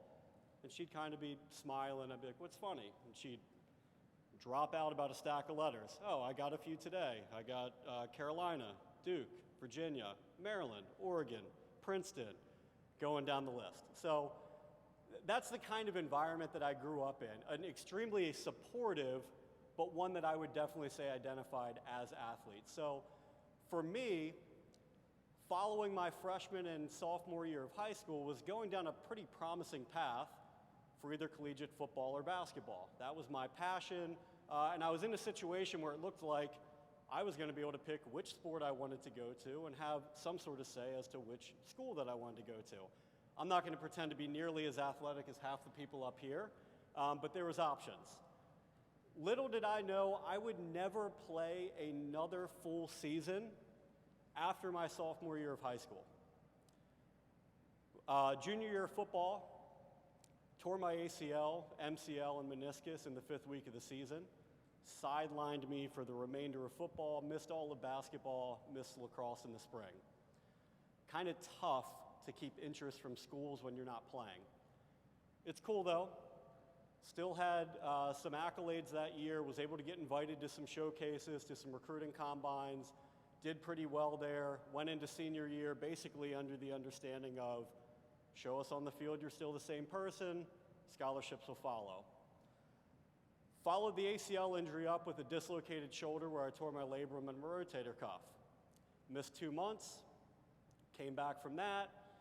Basketball schools were kind of off, but still had a handful of football schools that I was looking at because I got to play most of that season. So try and decide which football school I'm going to go to. Lacrosse, senior year, re-tear my ACL. So now the schools for football are dwindling as well. I've got a couple left. At this point, I'm starting to get a little bit more realistic and say, you know what, I'm going to probably go a little bit safer route. Went down to Salisbury University to play football and figured, hey, can go there, hopefully compete for playing time at a much quicker level than trying to live out, at this point, kind of a pipe dream of a D1 hope. So missed my freshman year at Salisbury because I was still recovering from the second ACL injury. Get healthy for spring ball, I'm ready to go. First day of spring ball, dislocate my other shoulder, tear my labrum, rotator cuff. Can't pass a physical, need to get surgery if I'm gonna play. Surgery means I miss my sophomore year, which kind of puts me in the same situation as Spencer, where I'll be a junior in college, but I'm still stuck in a sophomore in high school's body because I haven't played anything competitively for 4 years. So Carly's story, Spencer's story, a lot of these stories kind of resonate me with the injury history, and then all of their stories resonate with me in regards to just the kind of that frustration and that emptiness that you feel. Now, I'm a big believer that every event provides an opportunity. Whether that's a negative event, whether that's a positive event, you can always make the most of it. I know a saying that Josh always says is, you know, outcomes are, you know, a sum of the event and your response to that. So that's kind of where I get these 3 take-home messages for everybody. Not an all-exhaustive list. A lot of the really good information, if you want to get more kind of scientific with it and how to handle some of these situations, can come from the gentlemen up here that have a little bit more background in that. But to keep it kind of light, the 3 that I think of, just because you're injured, it's not an all or nothing deal. So as you can see, find a way to stay involved in any capacity. Carly mentioned a couple ways how she got into coaching. Some other people mentioned ways about being animated on the sidelines, being kind of that rah-rah guy for the team. From an injury standpoint, it's not all or nothing where you can't do anything or you're playing full capacity. It may just mean you're modifying practices. We have a lot of people at our clinic who are working through injuries. One of the first things we try to get them to do is to get back into facilities like this, get back into facilities like Crucible where Ryan works. Let them feel like an athlete again. Try to get them back into some semblance of a routine when that's been taken from them. Tip number 2, take advantage of the free time. How many people have we heard talk up here tonight about getting burned out or getting mentally exhausted? Sports can be a 24/7 job. When you're injured, it doesn't have to be 24/7. Take advantage of that little kind of blip on the radar where you may be in an unfortunate situation where you can't compete, but maybe you got time to do other things. Third and final one, try something new. It's the one time that your life isn't going to be fully consumed with that sport that you're trying to be a part of. Try something new. One of 2 things is going to happen from that. You're either going to learn something about yourself that you did not know before in regards to things that you liked and you just never had time for, or you're going to realize you're really just that athlete you thought you were, and it's going to kind of feed that fire to get back even better than when you were before. So leaving here tonight, 3 little tips. Thank you to everybody else who kind of proceeded before me and kind of wrote this for me, because a lot of their messages are the same ones that I brought as well. And Andrew, thank you for having us out here tonight and letting me be a part of this.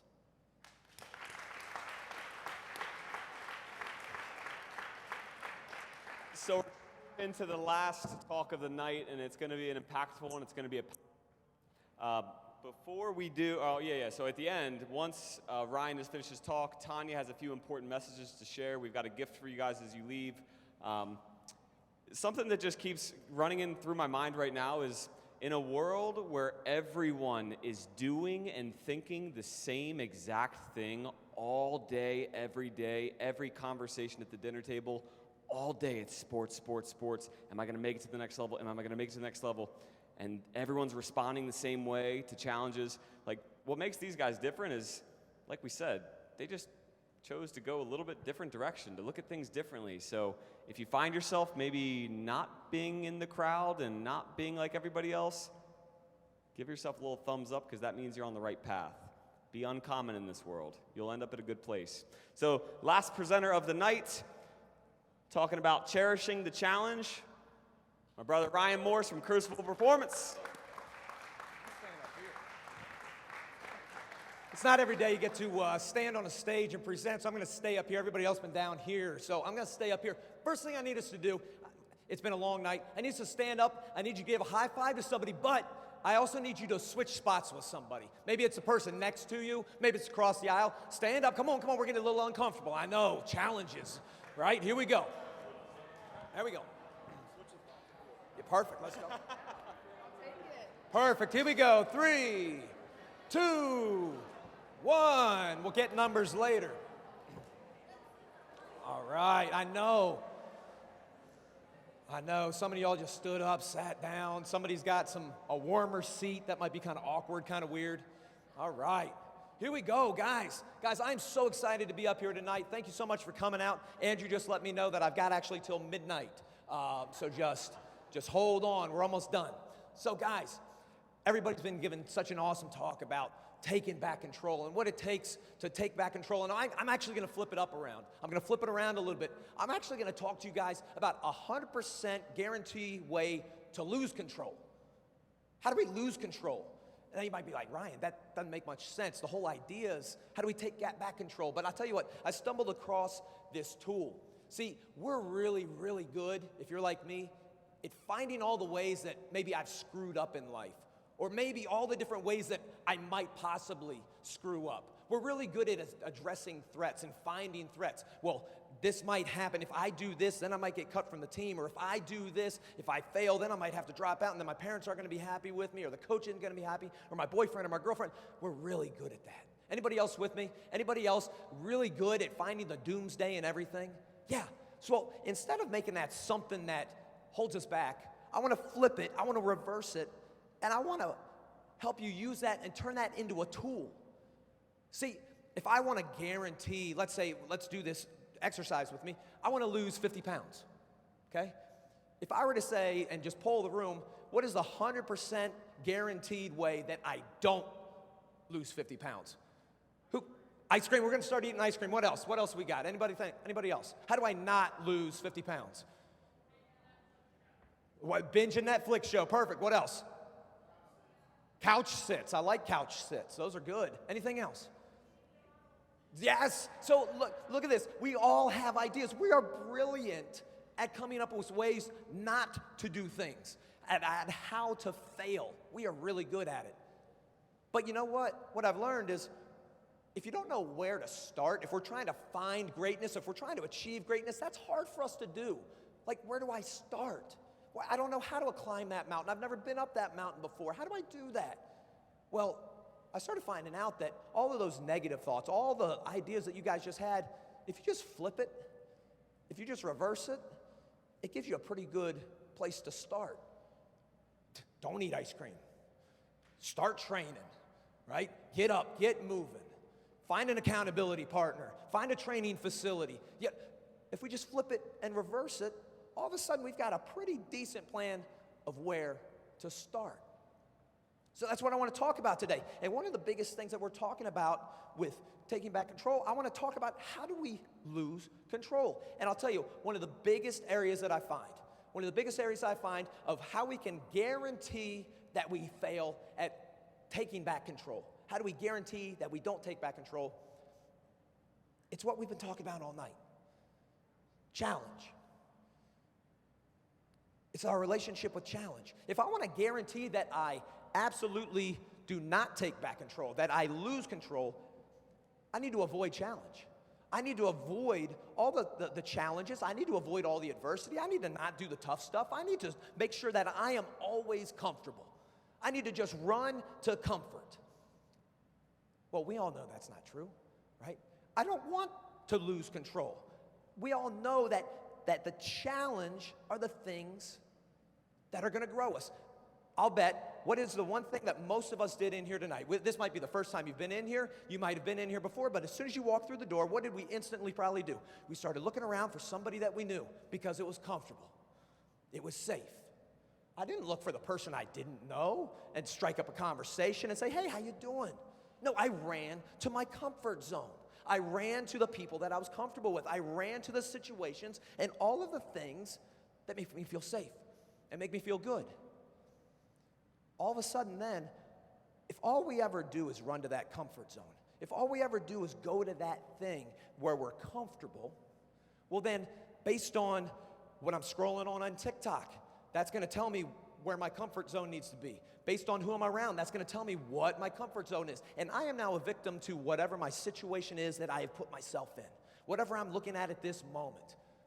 And then I'm going to start looking at myself and saying, well, why isn't it as easy for me to start a business? And, well, TikTok says that, that this is the 5 easy steps to lose 50 pounds. Well, why isn't it working for me? Well, this is the 10 easy steps of things you need to do to have $10,000 passive income while doing nothing. No, that doesn't happen, right?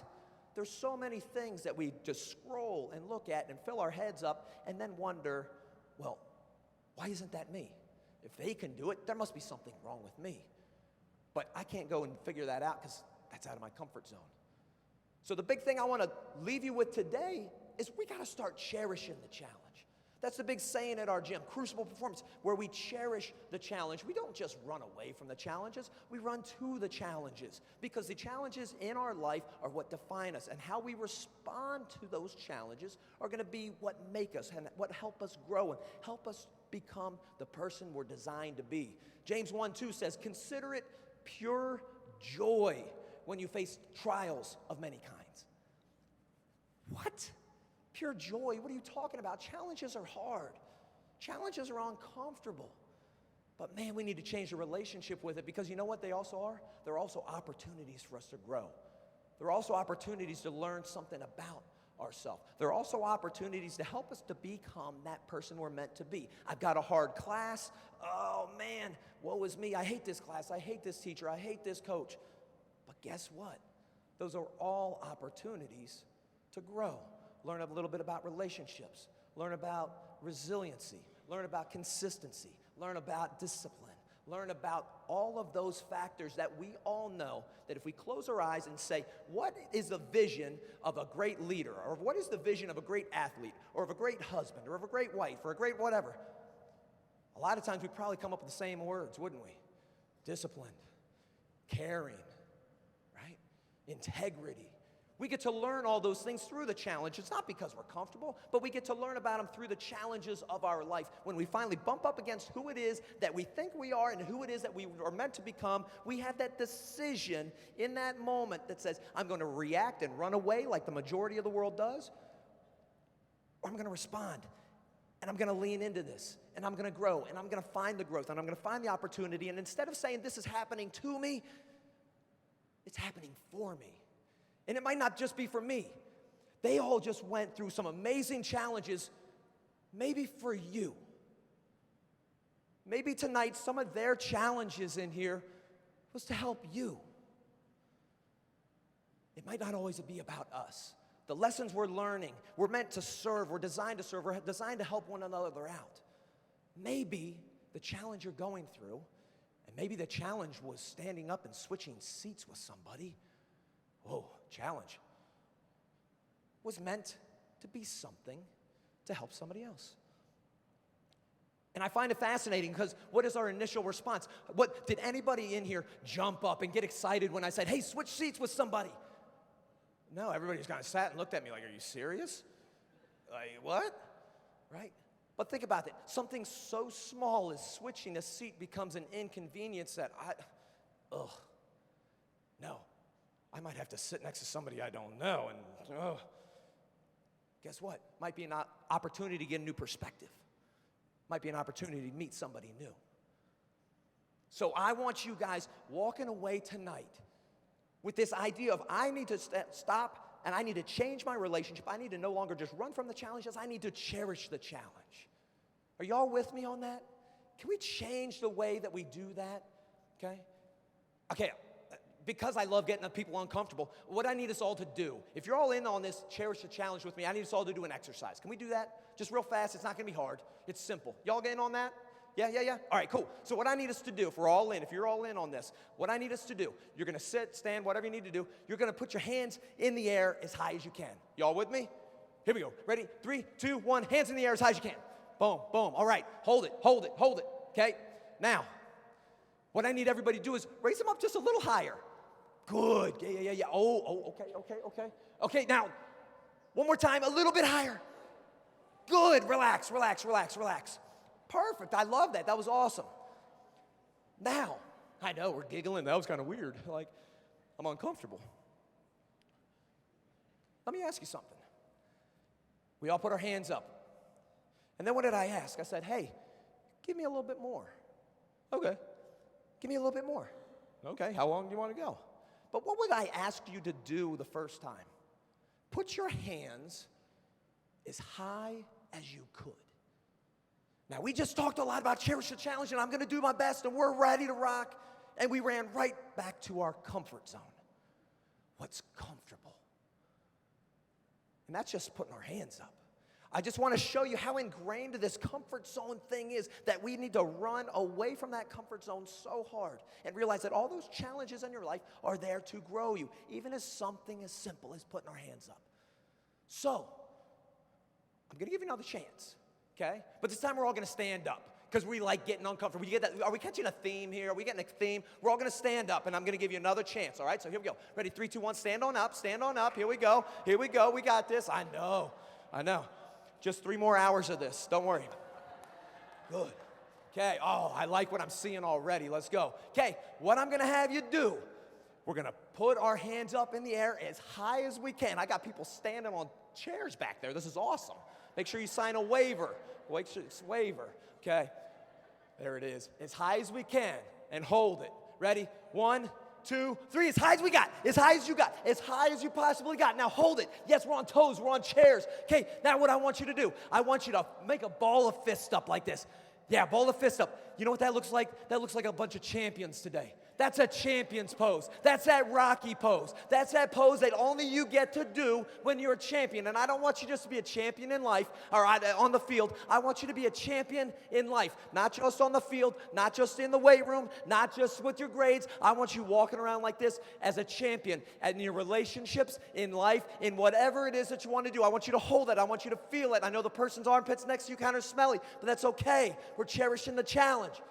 So I want you to feel this, I want you to hold it, I want you to memorize this, and whenever you're starting to feel down, whenever you're starting to feel that challenge come your way, and you're wanting to run, I want you to put both arms up, and I want you to say, I am a champion today, I'm going to cherish the challenge. Thank you, guys.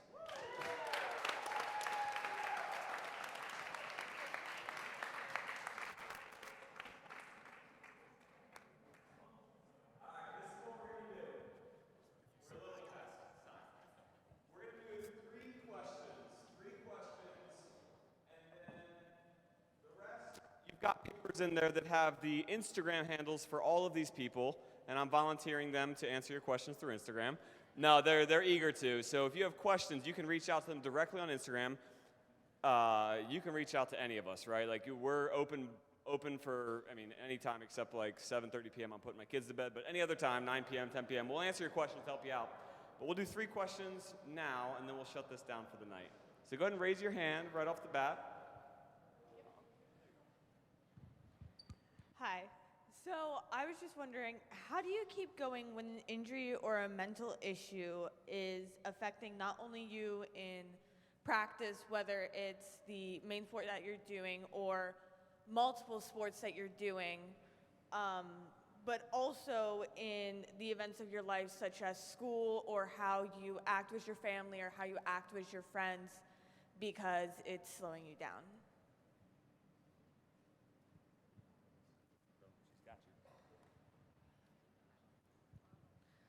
So I think this is a great question, and this is something that I definitely struggled with. I thought that really at the beginning it was really only my injury was only going to impact me in my sport, but before I knew it, it was my personal life, right? It was everything, and it was my personal relationships. And I think what kept me going was just focusing on the positives. I can't remember who said it. I think it was Josh. He said, control the controllables. And that's something I truly live by. Finding other things that bring you joy outside of what you're currently doing. Because as we've all talked about tonight, there's a lot more to us than just as an athlete. For me, it was yoga. I can't touch my toes still to this day, but I was like a huge yogi. And that brought me joy. And that was like my special time. But because I can control that. I could control going to yoga and doing what I did. But ultimately, I think just sticking to who you are as a person, it's a lot easier said than done. But just remembering this is only temporary, right? That what you're going through. And just trying to keep that positive mindset. But like I said, easier said than done. Can I say something on that too? Sorry, can I say something too, Andrew? I would just say for myself, it's also helpful to have someone to talk to. When I have all of my thoughts bundled up inside of me, I end up getting angry and grouchy and just more internal, introspective than, letting those things out and being able to let them go. So I'd say find someone you can talk to, whether it's a parent, a friend, a cousin, one of the coaches, whoever it is, so that you can let those things go and move forward in your day, whether it's a daily thing, a text, or whatever, so that you can let it go and find the other things you enjoy. Sometimes the challenge that you have to cherish is as simple as, I really don't feel like talking to anyone about how I feel right now, but that's the one thing standing between you and ultimately freeing yourself or feeling more confident is just talking about it, right? So that might be the challenge that you need to cherish. Cool. Good question.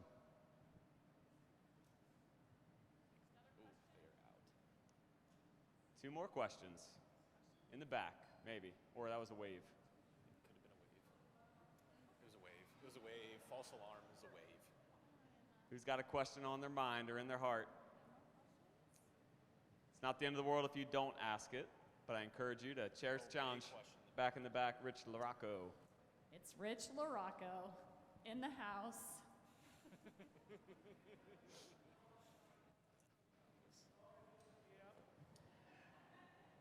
So a quick question. All of you've endured a range of experiences that a lot of these student athletes will experience, unfortunately, at some point. What was the thing that each of you, or if you could speak to it, how did you connect or disassociate your value as an athlete to the value of you as a person? Because you're all saying the same stories. It's a very recurring theme in all my notes. I'm a 52-year-old man, and I figured it out a couple years ago when I started coaching kids. How did you, as student athletes, separate that connection? If you could answer that, that would probably help these kids out a good bit. Yeah, and I think that's going to be, I'm excited to hear somebody's answer too, because we tend to, what we get recognized and rewarded for, we tend to start to value a lot. Raise your hand, and it's okay, but raise your hand if you're an athlete and for almost your entire life, the main thing that you get recognized and rewarded for is athletic accomplishments or academic accomplishments. Raise your hand. Yeah, so this is why that question is so challenging. Like, how do you actually do it? Do you just wake up one day and say, all right, I'm gonna value something different? Like, what do y'all got for me? I'm excited to hear. Personally, like I said when I was talking earlier, I just had this aha moment like this year. For me, it took me to basically hit rock bottom mentally to figure out my worth. I didn't have softball at that time because, like I said, I was injured. And I thought I had found myself through that year of recovery, and I didn't. It wasn't until I got back and I had softball in my life, but it wasn't making me happy like it used to make me. So I kind of had to dig deep, and this goes on to your question as well. It affected everything in my life. It affected my relationships. It affected school. At some point, I knew I had to make a change, so I started leaning on people, good people, amazing people that I could talk to, that would help me and tell me the truth. And that's when I figured out, when people started telling me, one of my teammates actually looked at me and said, "Daisy, why does it matter to you that you're not playing?" And it hit me. I didn't know why. I didn't know what to say to her, and she was actually a freshman on my team this year, and I was a junior.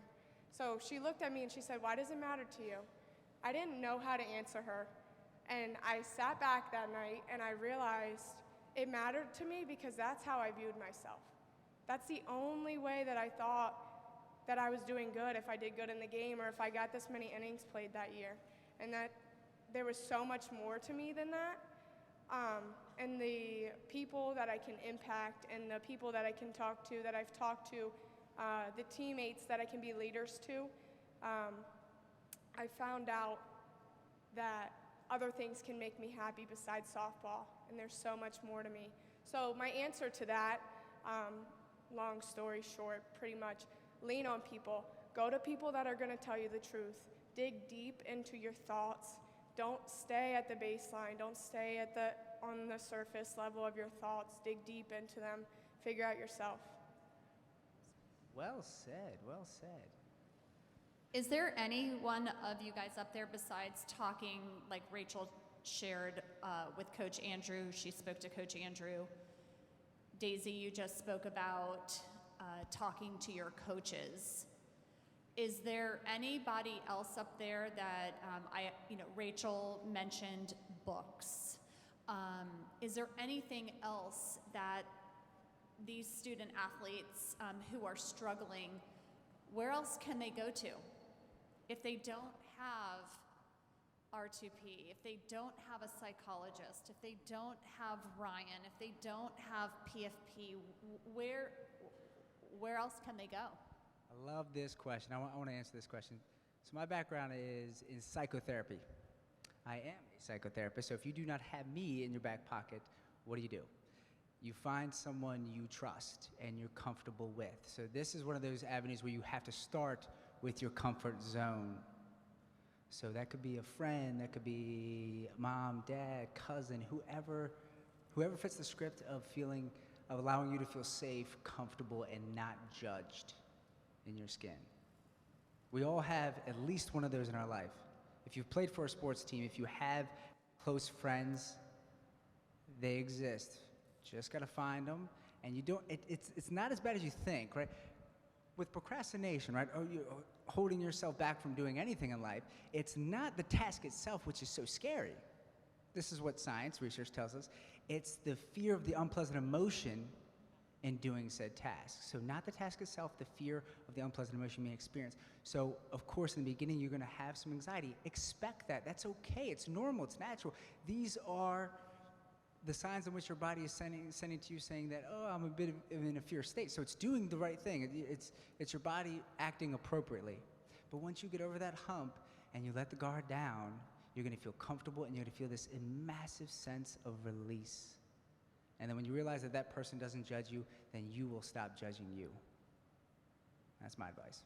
One time I did a session, and it was about what I wanted from softball at the end of it. And we wrote out like 3 goals I had, and not one of those goals had anything to do about accolades, stats, anything with my sport. It was about who I wanted to be as a person, my character, my faith, and things like that. And so finding what your sport can give you as a person is important. Even though I still fall short of it all the time, I'm still finding my worth outside of my sport, but definitely making goals for yourself that has nothing to do with like how your performance is and all that. Yeah, I think the important thing is we're having this discussion right now, right? Like, I never had this as a young athlete. I played college sports, I coached college sports for 12 years. We never had these conversations. It was always the physical, how much more can we push it? The fact that you're in this room and we're having this conversation to you and saying you can give yourself permission to question this.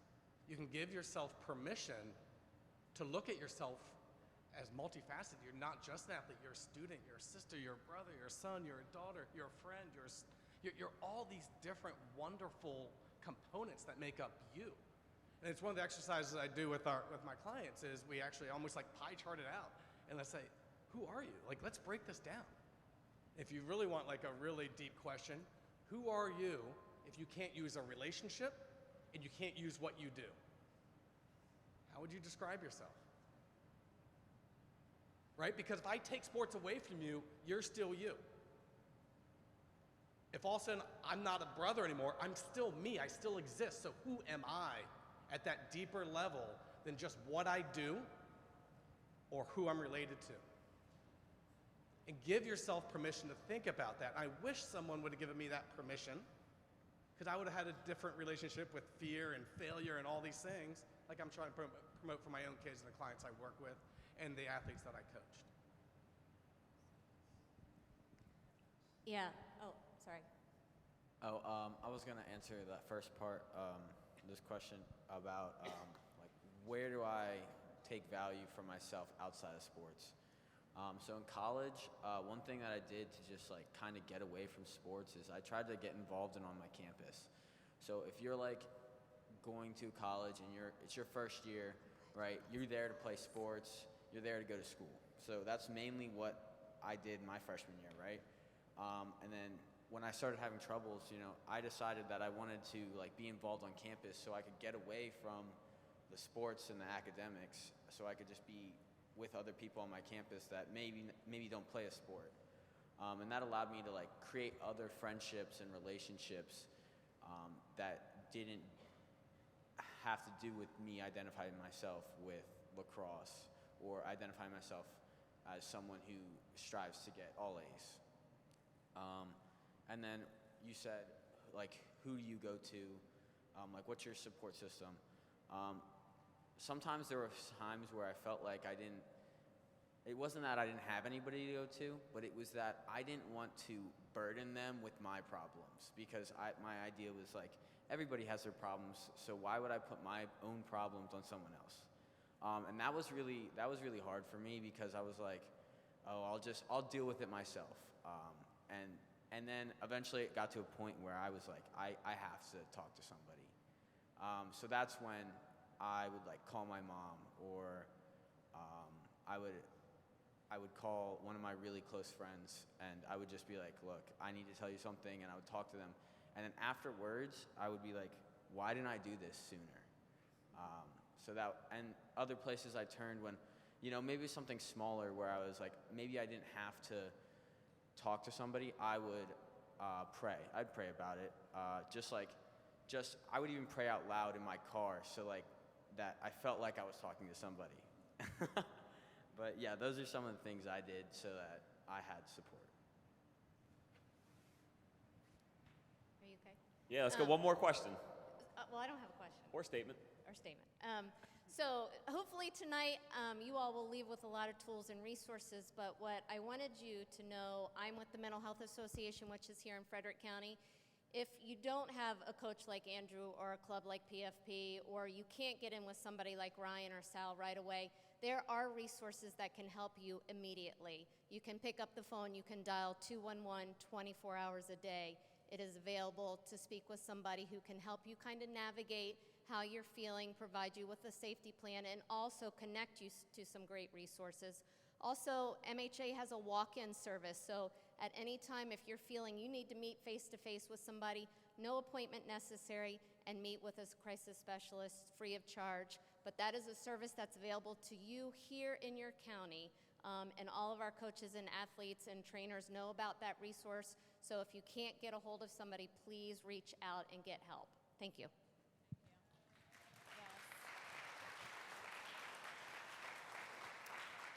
Yeah, I would say the words that come to mind when I think about somebody who picks up the phone and dials 211 or goes and checks out mental health associates, like the words that come to my mind are strong, wise, courageous, right? The kind of person that I think everyone in here agreed they want to be.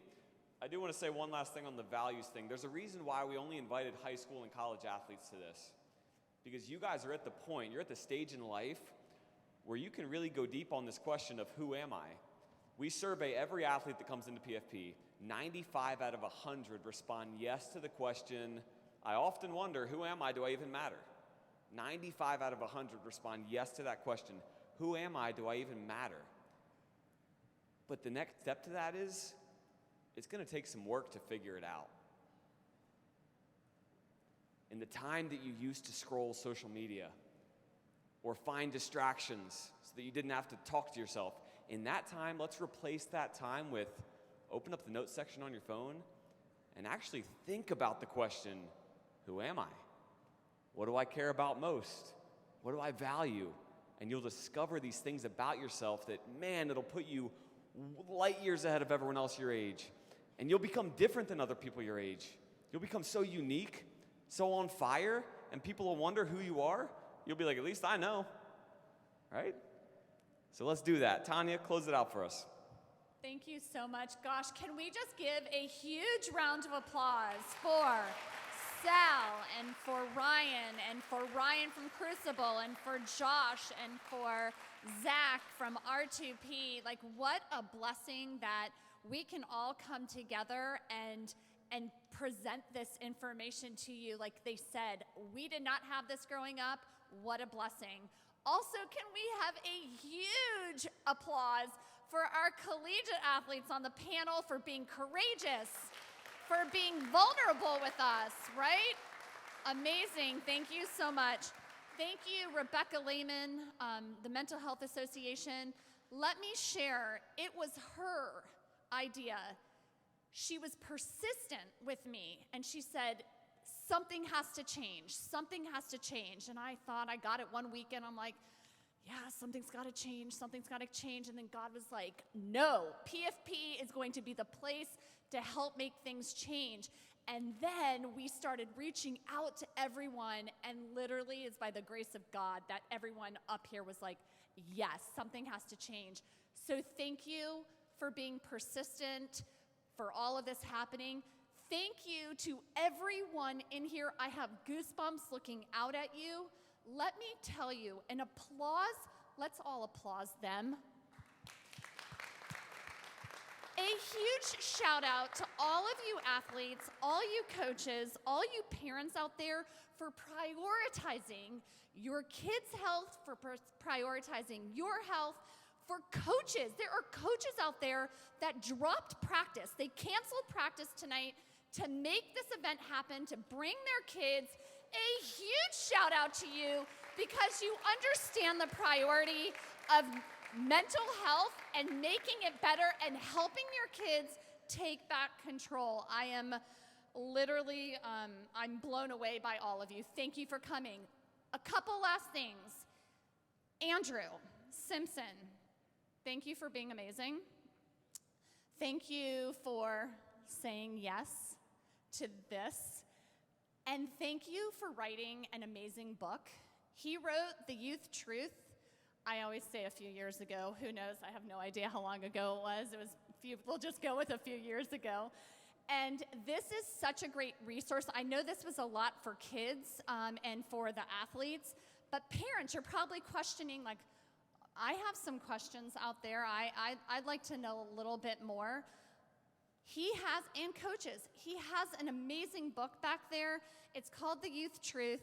If you have the book, we want you guys to leave with a copy. I don't have a copy for everybody, but we do have an available digital copy.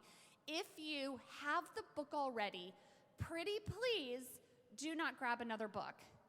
If you want the digital copy, if you have the book but want a digital copy, we have a place back there where you can write your name, and you can look at Chrissy back there in the hot pink top. You can write your name, put your email on there. We will send you a digital copy, but we do have about 50 books in the back. So if you do want one as parents and coaches, please take that. The other thing is, And it's free, just so it you know. is Just free. take Yes, it. this Yeah, is for you coming out. Thank you for reminding me. The other thing is Andrew wants to do a Zoom call with all you parents and coaches out there. And if you RSVP to this event, you are already, and you got an email today, you are already on our list. And you are going to be sent out a Zoom link. We haven't come up with a day yet, but you'll. Now, Ryan Defiball from MBS Performance Counseling and Sal Scatino, the psychotherapist, I talked to both of them, and there's a lot of parents that are always asking questions like, what should I say? Like, what should I do? How can I help support? What are signs to look for if my kid's struggling? Like, all these questions that you have. So they had offered, along with myself, to hop on a Zoom to be able to answer those questions, go a little deeper. So you'll get an email about that in the next couple of days as well. We won't spam you with emails, but if you don't like to get emails, just unsubscribe. It's okay. I'm writing up here if you did not get any emails, this is where you'll go and RSVP at pfpfit.com/takebackcontrol. That is where you just go on there tonight, plug your RSVP in, and we will get your email, and we will shoot you out some messages about the Zoom. You might need to put in the whole players' fitness and performance, just so you know. Oh. A little glitch on the website. Either way. Okay, I'll write that back up in a minute. Thank you guys all for coming out. Let us take back control of our mental health. Have a great evening. Thank you again. Thank you, all of you all.